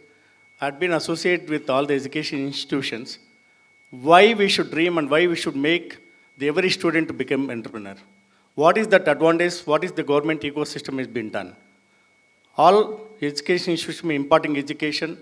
Many parents of middle class, what my experience might short, they've been invested their hard-earned money to make sure that children will study, get the job. Here would like to think of Abdul Kalam. He said that we have to ignite the minds of, unleash the potential of talent and make them to become the job provider than job seekers. Why we should now think? The institution, all heads are here. All of you know that before the manufacturing, agriculture, we need to have manual force. Now going forward, I think artificial intelligence, AI, machine learning, everything is digital economy and metaverse. Going forward, the only way of the success for every student is to become entrepreneur. All NEP, like I was also part of National Education Policy, where they brought 70% is like career, 30% joy space. The most important, Madan, somebody has been asked that dropout. Here, Chamber of Commerce, we've been promoting trade industry. All of you should know that 11 crores of SME segments, they're not having formal education. A TiE has to have, the idea need not originate from the student going. Exactly. Why can't have one window, MSME. even for unleash the potential, even the non-formal education, and the startup doesn't start only at 20 years. The startup can be even at 70. Rightly pointed out, the faculty, what Manish has been talking about, the faculty can make the difference in the life of an individual. I, being a professional, 40 years practicing, faculty development program, they just take namesake. Again, the projects what they take is again namesake. If the entrepreneurs, the two important, what TiE has to create a fund, like how Government of India has created 10,000 crore startup fund, is that parents who have been sending the students for education, they have fear that they have been borrowed money for education. They expect the children, student, upon completion, they push, please go and earn. If TiE, with the support of Government of India, we also been promoting with Finance Minister, like startup fund. If the nation wants to self-reliant economy, if the nation wants to achieve 5 trillion economy, the only way is to create more entrepreneurs. And we, the chartered accountants across India, would like to support all the startup. I think in Horizon, when we gone for the inauguration of startup incubation, being advisor, I offered my service for all the startup free of cost for next 5 years. If each chartered accountant can make the difference along with the TiE, and if the institution management can come forward, like ATM, The most important is every institution spending 5 crores, 10 crores for setting up incubation. But there is lack of the depth of the mentors. When I was the president, I conducted the month in the support of Madan Padaki and Prashant Prakash. Now, Kirtan is chairman. We invited 625 teams from South India. Many do not know even how to communicate. Many do not know even how to draw a business plan. By coming to Chamber of Commerce and CA and everything, we can make them understand that because the student of studying engineering will be only confined to engineering. He do not know what is value of business. If all the institution like, I spoke to Vidyashankar sir, I spoke to Ramesh, the Vice Chancellor of Rajiv Gandhi, I spoke to even Mahi University. If all the universities come out, TiE can provide a research council. TiE can provide the bank of all the mentors, juries. I think the institution can certainly think, and this global summit is not just here. You should have the global summit each and year to create a wealth for the institution. The institution can build the individual can build the institution. I, being at the age of 64, my dream is to make sure that India has given a lot of opportunities. The startup, and again, why you want to dream? The income tax benefits, the startup, including the patent, the copyright, there are a lot of benefits. If TiE, with the support of CA Association, can give what benefits accrue to each and student, inbuilt and inculcate, the sow a seed now, I assure that the country will have more than double of what entrepreneurs now. Lovely. Thank you so much, sir. Now, I think, again, you made a very, very important point, and I'll take a couple of minutes to amplify that before I come to you, Hemant. See, the point is that many times we look at the unicorn founders only as entrepreneurs. But to what, a guy who's selling in a tea shop, employing 5 people, or a person who's running a garment factory with 20 people, they're all entrepreneurs who are going through the same struggles, but we refuse to see them as entrepreneurs. Right? Somehow in our mental model, we only see, oh, you should have raised money, you should have got some valuation, and only then I will look at you as an entrepreneur. I will share a separate experience maybe at a later forum, but one of my dreams, let's say from each of our colleges, if we can galvanize across the state 10,000 students to go and interview 5 such entrepreneurs each, right? We have 50,000 entrepreneurs whose stories are recorded. These are local businesses which are less than 5 people. But can they stand up and proudly say that, yes, I'm an entrepreneur? I don't know how many of you have seen this movie called English Winglish, right? Yeah, where at that moment where Sridevi says, I'm just a homemaker making laddus, and the teacher says that, no, you're not just a homemaker making laddus, but you're an entrepreneur. And she rolls the word entrepreneur in her mind and tongue and feels so proud that somebody has recognized me beyond just a homemaker, right? So imagine in Bangalore and across the state, 100,000 small businesses proudly saying, yes, I'm an Udyami. Yes, I'm an entrepreneur. Yes, I'm a job creator. And when I go to the shop, I'm not just seeing him or her as a garment manufacturer or somebody as a vegetable vendor, but I'm seeing an entrepreneur first. Then the whole culture of entrepreneurial energy changes, right? So that's one of the dreams we have, that can we identify 100,000 businesses in the state which can proudly say I'm an entrepreneur, and can we create an entrepreneurial nano-credentialing or whatever for them and link them up to various schemes that are available. So thank you, sir. Hemant, your thoughts on the conversation? Yes. Yeah, thanks, Madan. Thanks for having me here. So I'm going to actually take my entrepreneur hat off, and I'm going to put my student entrepreneur hat on. So about, I think 2009, about a decade and a half back, I started my first venture when I was still at college. So 2 things, right? One, exactly like what you were talking about, the serendipity, right? So I was walking down the college, and I saw a notice board. And the notice was put that Ashoka and Massachusetts Institute of Technology, they're looking for student ideas on a certain theme. And I had something in my mind, and I said, okay, let me write an email. I wrote an email back like few months, back and forth. And I get an email saying your idea has been selected and you will be incubated. And also as a token, we are going to send you I think it was some $1,000 or $2,000 check, right? And 2009, 19-year-old guy getting a $1,000 check. And believe me, it took me a month to cash it, because the process of encashing a foreign check was so cumbersome in those days. It had to go through like multiple ways, right? So it is extremely important, I feel, at institutions, and I think everything else changed. So that particular moment of me looking at that notice is where I'm probably here today, right? So what is very important at institution is how do you create these means and motivation which are random. You can't say, I will do this and I should get my results. It has to be continuous effort at the institution in creating as many means and motivation possible, and you don't know what will impact which student at what time. And it will eventually obviously result. So extremely important. Why this is important is because I always say this, right? It's like finding a job is like an arranged marriage. There are two people, you evaluate and you find, yes, this is perfect and it matches. Entrepreneurship is like falling in love. It's love marriage, right? You can't force people to fall in love. And same is for an entrepreneur. It is a journey. There is a time when the universe conspires and that idea shows up in your mind and you fall in love and you go and start. There's no way for you to scientifically force people into entrepreneurship, right? So it's extremely important in institutions. How do we continuously create this means and motivation is number one, right? And as I say, when a learner appears, teacher will show up, right? And same is for entrepreneur. When an entrepreneur is there, resources, everything else will show up, right? But I think counter to that, and again, like I said, I'm wearing my student entrepreneur hat on, and at the cost of probably offending some of the people who could be my prospective customers at the current company, right? See, after an entrepreneur is there at the campus, I think institutions have to really work hard, saying how does that degree, that institute, like that whole thing does not come in the way of a great venture.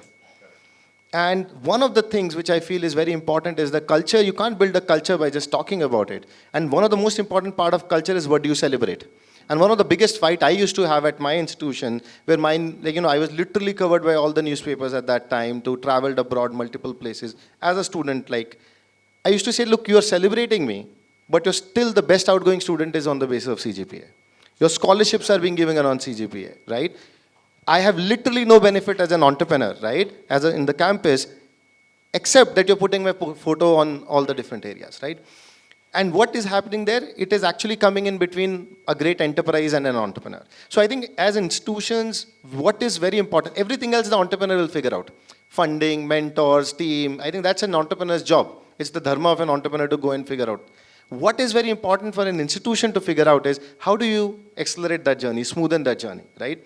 And I think personally, I was very lucky to have professors who will give me marks without even submitting an assignment, and the hack I had, and there are no students, but still, the hack I had, any award I got, any feature I got, I should literally go one by one to every faculty's cabin. I used to thank them saying it is because of you, it is because, and the benefit is I used to get attendance benefits, marks benefits and other things, right? And that's, I think, a part of the entrepreneurial journey. So that's the two things, like I said. One, continuous efforts at the institution and to create means and motivation for students to sort of get that spark, right? And second, if an entrepreneur appears in your campus, how do you ease out their journey? And rest of the things I think the entrepreneur will figure out. Wonderfully said, Hemant. Come fall in love with entrepreneurship is a nice tagline that we can use, right? Talking of falling in love, as an aside, recently I was at Lal Bahadur Shastri Academy in Mussoorie. And the director was telling me that whether we produce good civil servants or not, we are a very great matrimonial bureau. Because we ensure that we at least get about 30 to 50 couples married at the end of the foundation program. So, we'll have to kind of figure out entrepreneurial coupling also at the college level. By the way, my wife is my co-founder from previous startup. Look at that.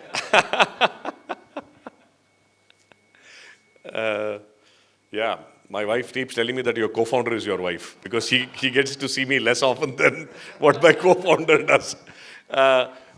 So this was just meant to be a conversation starter. I know there are several of you who have done some phenomenal work in your own colleges. So we'll take a few minutes if you want to share any of your experiences. I see Arun Kumarji, who's done he was sharing recently wonderful work done at the CMR Institute. So if I can request you, sir, to share your thoughts for a couple of minutes. It's a pleasure to be here, and thanks to my all-time mentor, Sadagoppan sir. So, since 1991, I am interacting with sir.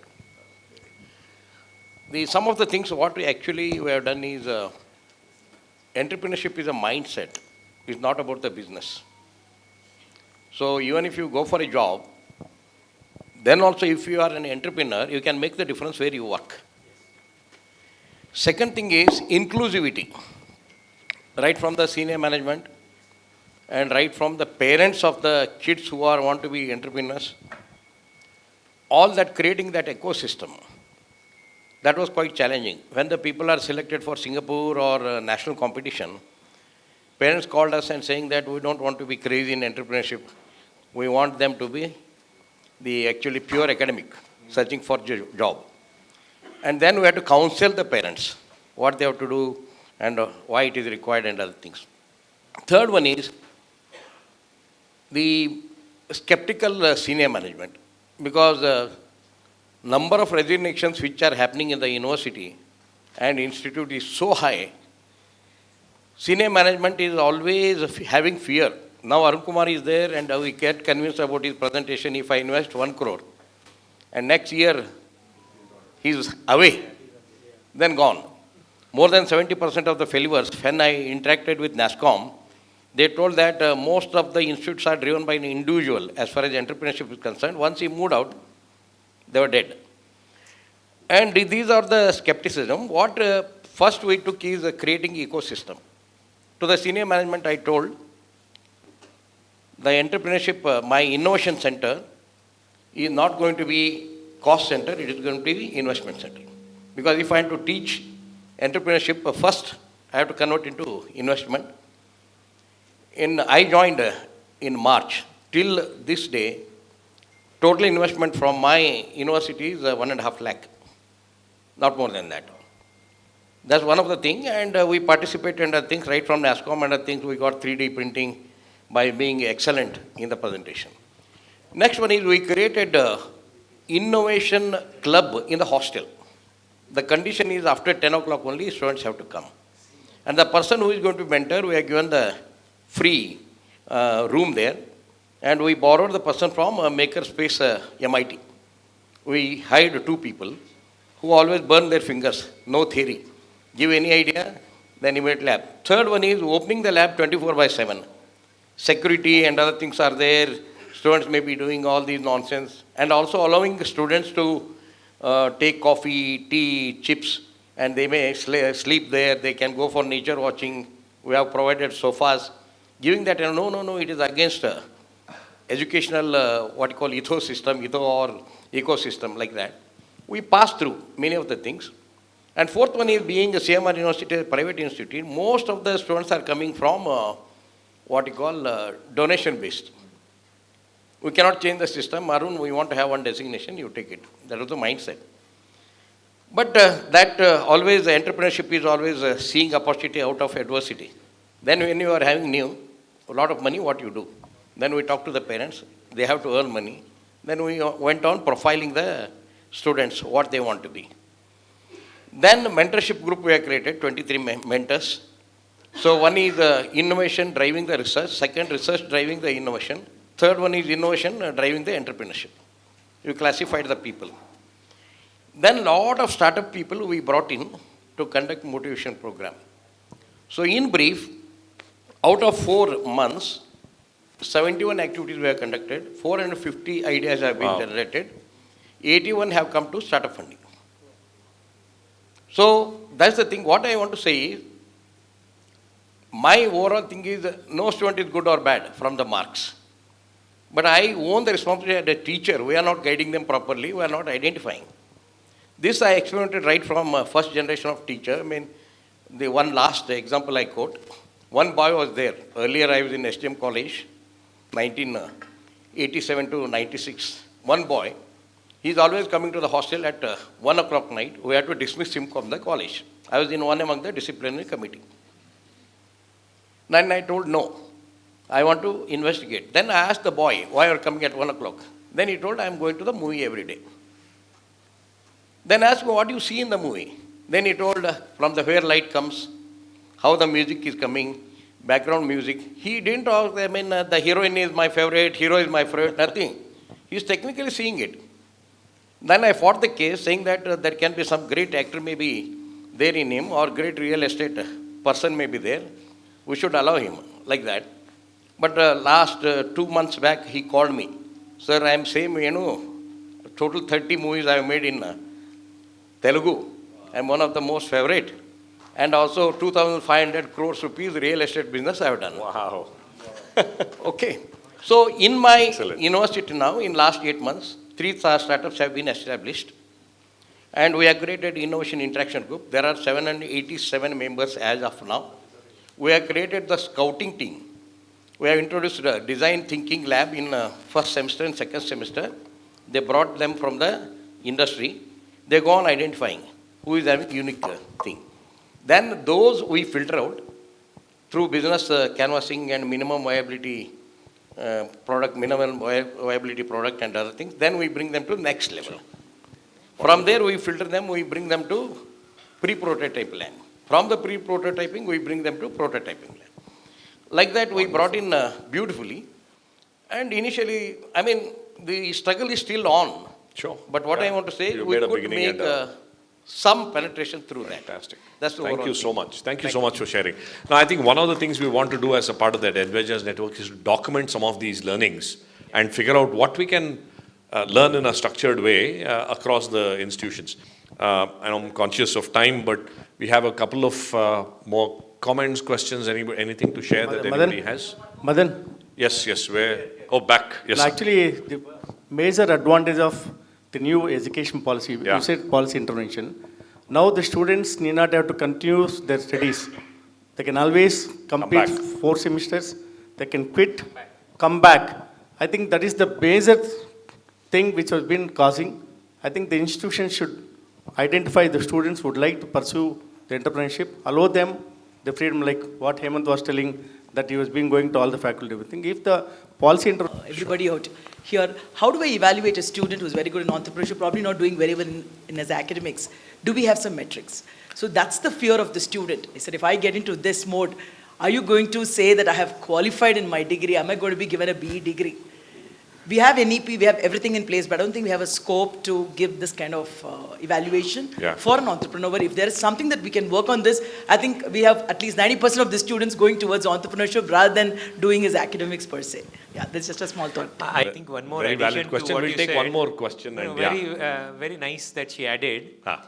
Madam Somya, we also have another problem which needs to be addressed, like you said. All your accreditations, look at the points that it gives to entrepreneurship. Which is what you are also talking about, 10 or 15 or 20. And the rest 1,000 speaks nothing on entrepreneurship. Correct. So these two evaluation metrics, if taken care of, I'm sure the whole ecosystem will change. Exactly. You had a point. My name is Chandrasekhar. I've been part of the National Board of Accreditation Evaluation ecosystem for nearly 10 years. Fundamentally, India is a member of the Washington Accord along with 26 countries.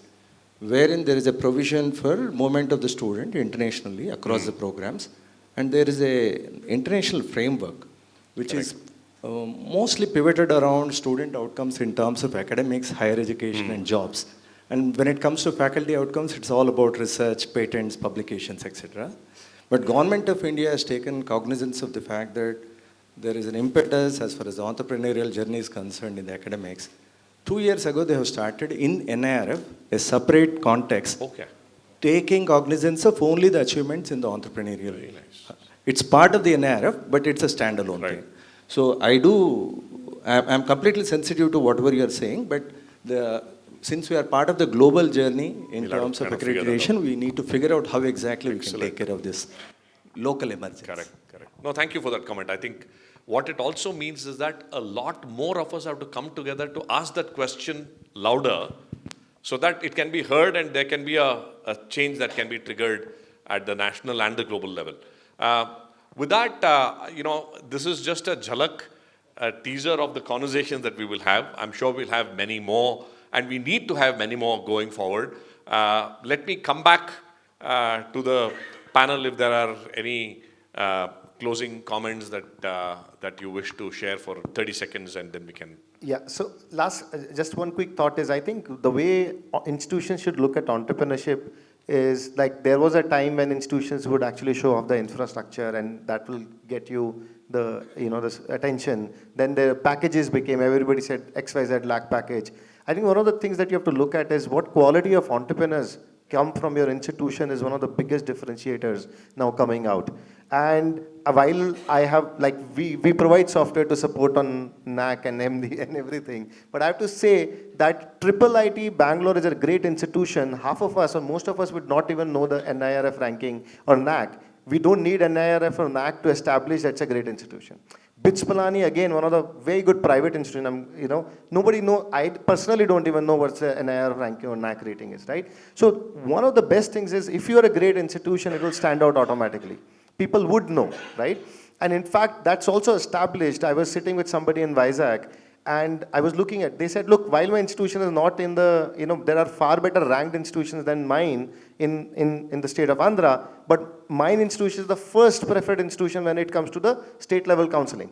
Students are preferring my institution over the others despite other institutions getting better NAC, or NIRF. While I'm not saying benchmarking is great, it helps, but I think every institution has to very clearly focus on what are the kind of entrepreneurs coming out, because they will be the best ambassadors or the greatest ambassadors, both in terms of initially, obviously in terms of branding, marketing, and over a period of time, obviously in terms of endowments as well, because all the good institutions sitting here, if you see, they have amazing endowments from their alumni, and that's going to help in the long term. Thank you. I think way forward is that how to take the advantage or embrace the digital technology. Prior to COVID, I think during COVID, we don't understand the way of living, way of learning. Sir was talking about ChatGPT. Why can't actually, like, each institution being Jharkhand, and I know that they've been spending 5 crores, 10 crores for incubation center. The companies nearby, they've been establishing labs. Like ATM, TiE can provide, or FKCCI can join with TiE to provide, like, what are the resources available. And if we can collect, completely pick up 10 students, 15 students from each college, and TiE can monitor, because there's lack of the mentors and juries. Way forward, the only way forward, India has to dream that why the institution has to join the hands of Prime Minister of India is to make the self-reliant economy. First time in the history that Prime Minister of India has become the president of G20. Things are happening. Things are going to happen. I think like Amrut Kal, I think many of been seeing, my age group are around 50 plus. It's our responsibility to see how we can churn, how we can nourish, and how we can unleash the potential of young minds. TiE has to play the barrier between the urban and beyond Bangalore. The ideas can originate from beyond Bangalore, like Manish Kothari is from Hubli. Yeah. I am from native of Dengnikota, 500 members. Ideas can originate from everywhere. Only thing is connectivity, and see the Chandrayaan, success of Chandrayaan. I think the Intel recently have been interacted. Perfection from second to second, like heart functioning. If each one of, I think, can create the ecosystem of the common platform, like anytime, like ATMs, right. TiE can provide the bridge. I think we can see all the institutions come together one. Lovely. So wish you all the best for your Thank you. global summit. Thank you, sir. Thank you. Yeah, hi everyone. To those institutions who are already doing it, amazing. We are in the right path. But to those who have not yet started this journey, just follow these 4 steps and things will start. Step 1, go and recruit someone, not on a full-time basis, but on an agent basis. Someone who is an entrepreneur, or someone who has been a failed entrepreneur, or someone who like to give on entrepreneurship, and tell them to start up entrepreneurship ecosystem. 2, set up a student success center. We have done it in ISBR. We are ready to share the document on what a student success center is, which closely works on identifying students who have this talent of getting into entrepreneurship. 3, set up an alumni success center. We have again done it. So that makes your present students work closely with your alumni. And the 4th one is tie up or collaborate with someone like TiE and put them in this ecosystem. This ecosystem that you have created now, leave them free and do not put them into your brackets of AICTE, AIU or UGC or whatever you come under. Leave them free totally and just see magic happening. I think these should be the steps to all those who have to take a systematic approach towards moving forward, and things will happen. Thank you. Thank you. Kirtan? As you mentioned, breaking boundaries. So mean, as institution heads, we always sit in our rooms, and when we come out to such places and discussing and sharing ideas with many people, there is a lot of thought process which being provoked. So I request TGS to have roadshows not just in Bangalore, to have in other chapters also, as there are many more institutions across Karnataka who are and the kind of generation. So I'm the second generation entrepreneur. So like me, there's 2, 3, 4, 5 who's available across Karnataka. So there can be family business for education. EdVenture can have a sub-vertical. And as you mentioned that it's going to be Olympics. So I think we're all athletes getting ready for it. And we would like to contribute in great manner, because personally, I've benefited immensely from TiE, me and my organization. So this whole process of TGS is going to be phenomenal learning and great experience. So as we had Coldplay, the kind of Coldplay experience, because Coldplay is known for its experience. So I'm sure TGS Bangalore is going to be a kind of experience, one of a kind of experience in the world. So wishing Madan sir and team, and we're also part of your team. We're all a part of the team, yeah. So thank you very much for the opportunity. So all the best to all the institutions. So let us all come together for a great event that is coming up, that's TGS 24. And thank you to all my fellow panelists. Lovely. Thank you. Lovely, Keithan. Those were the absolutely bang-on words to end this panel. So thank you to all of you, and thanks to each and every one of you for being here with your heart, body, and soul. Lots to do together. Look forward to working together. That's all our event, our city, our country. So let's make it all happen. On that note, I will hand it back to Ritu. Thank you very, very much. And kindly stay on stage. May I have Mr. Anand, please, to do the honors. Thank you.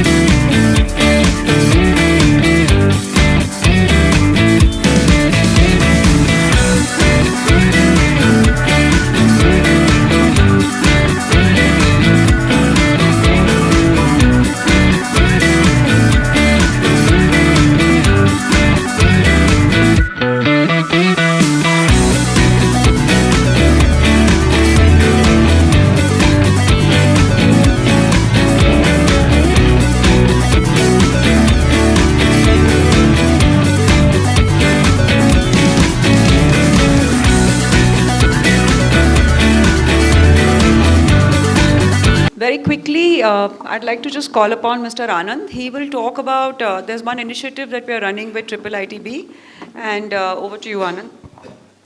Yeah, thank you, Ritu. I think just a few minutes.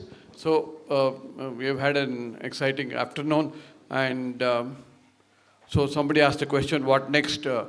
So one of the things that we want to do, and I think Manish highlighted that, for those of you who are already on the entrepreneurship journey, like CMR, I think you're already on your way. But for many who want to get started and want to really deep dive into some of the key points that are mentioned. For example, Manish mentioned 4 points on how to get started. What we intend to do during March 19th is run a Entrepreneurship 101 for faculty, which essentially means we do a program where you will get a deep dive and get into the various aspects of how to foster entrepreneurship in the educational institution, and actually drill down on many of the points that were discussed today. So we intend to do that, and the host institution will be IIITB, so the venue is going to be there, half a day. And for those of you who would want to attend, and definitely please identify those passionate, if you have not already, those passionate staff or faculty who will be driving entrepreneurship in your institution. Please register them, and then the mail will come out to you next week from the TiE office. We have all your details today. I would encourage you, and also spread the word to those of your fellow colleagues from other institutions so that maximum benefit people can take. And that will be the first part there. For those of you who are already on the journey and would like to accelerate and then get to advanced, we will announce few programs which will take and build upon this ecosystem that we discussed. Have a nice day. Thank you. Thank you, Anand. The registration desk is outside, so in case if you'd like to register, kindly do the needful.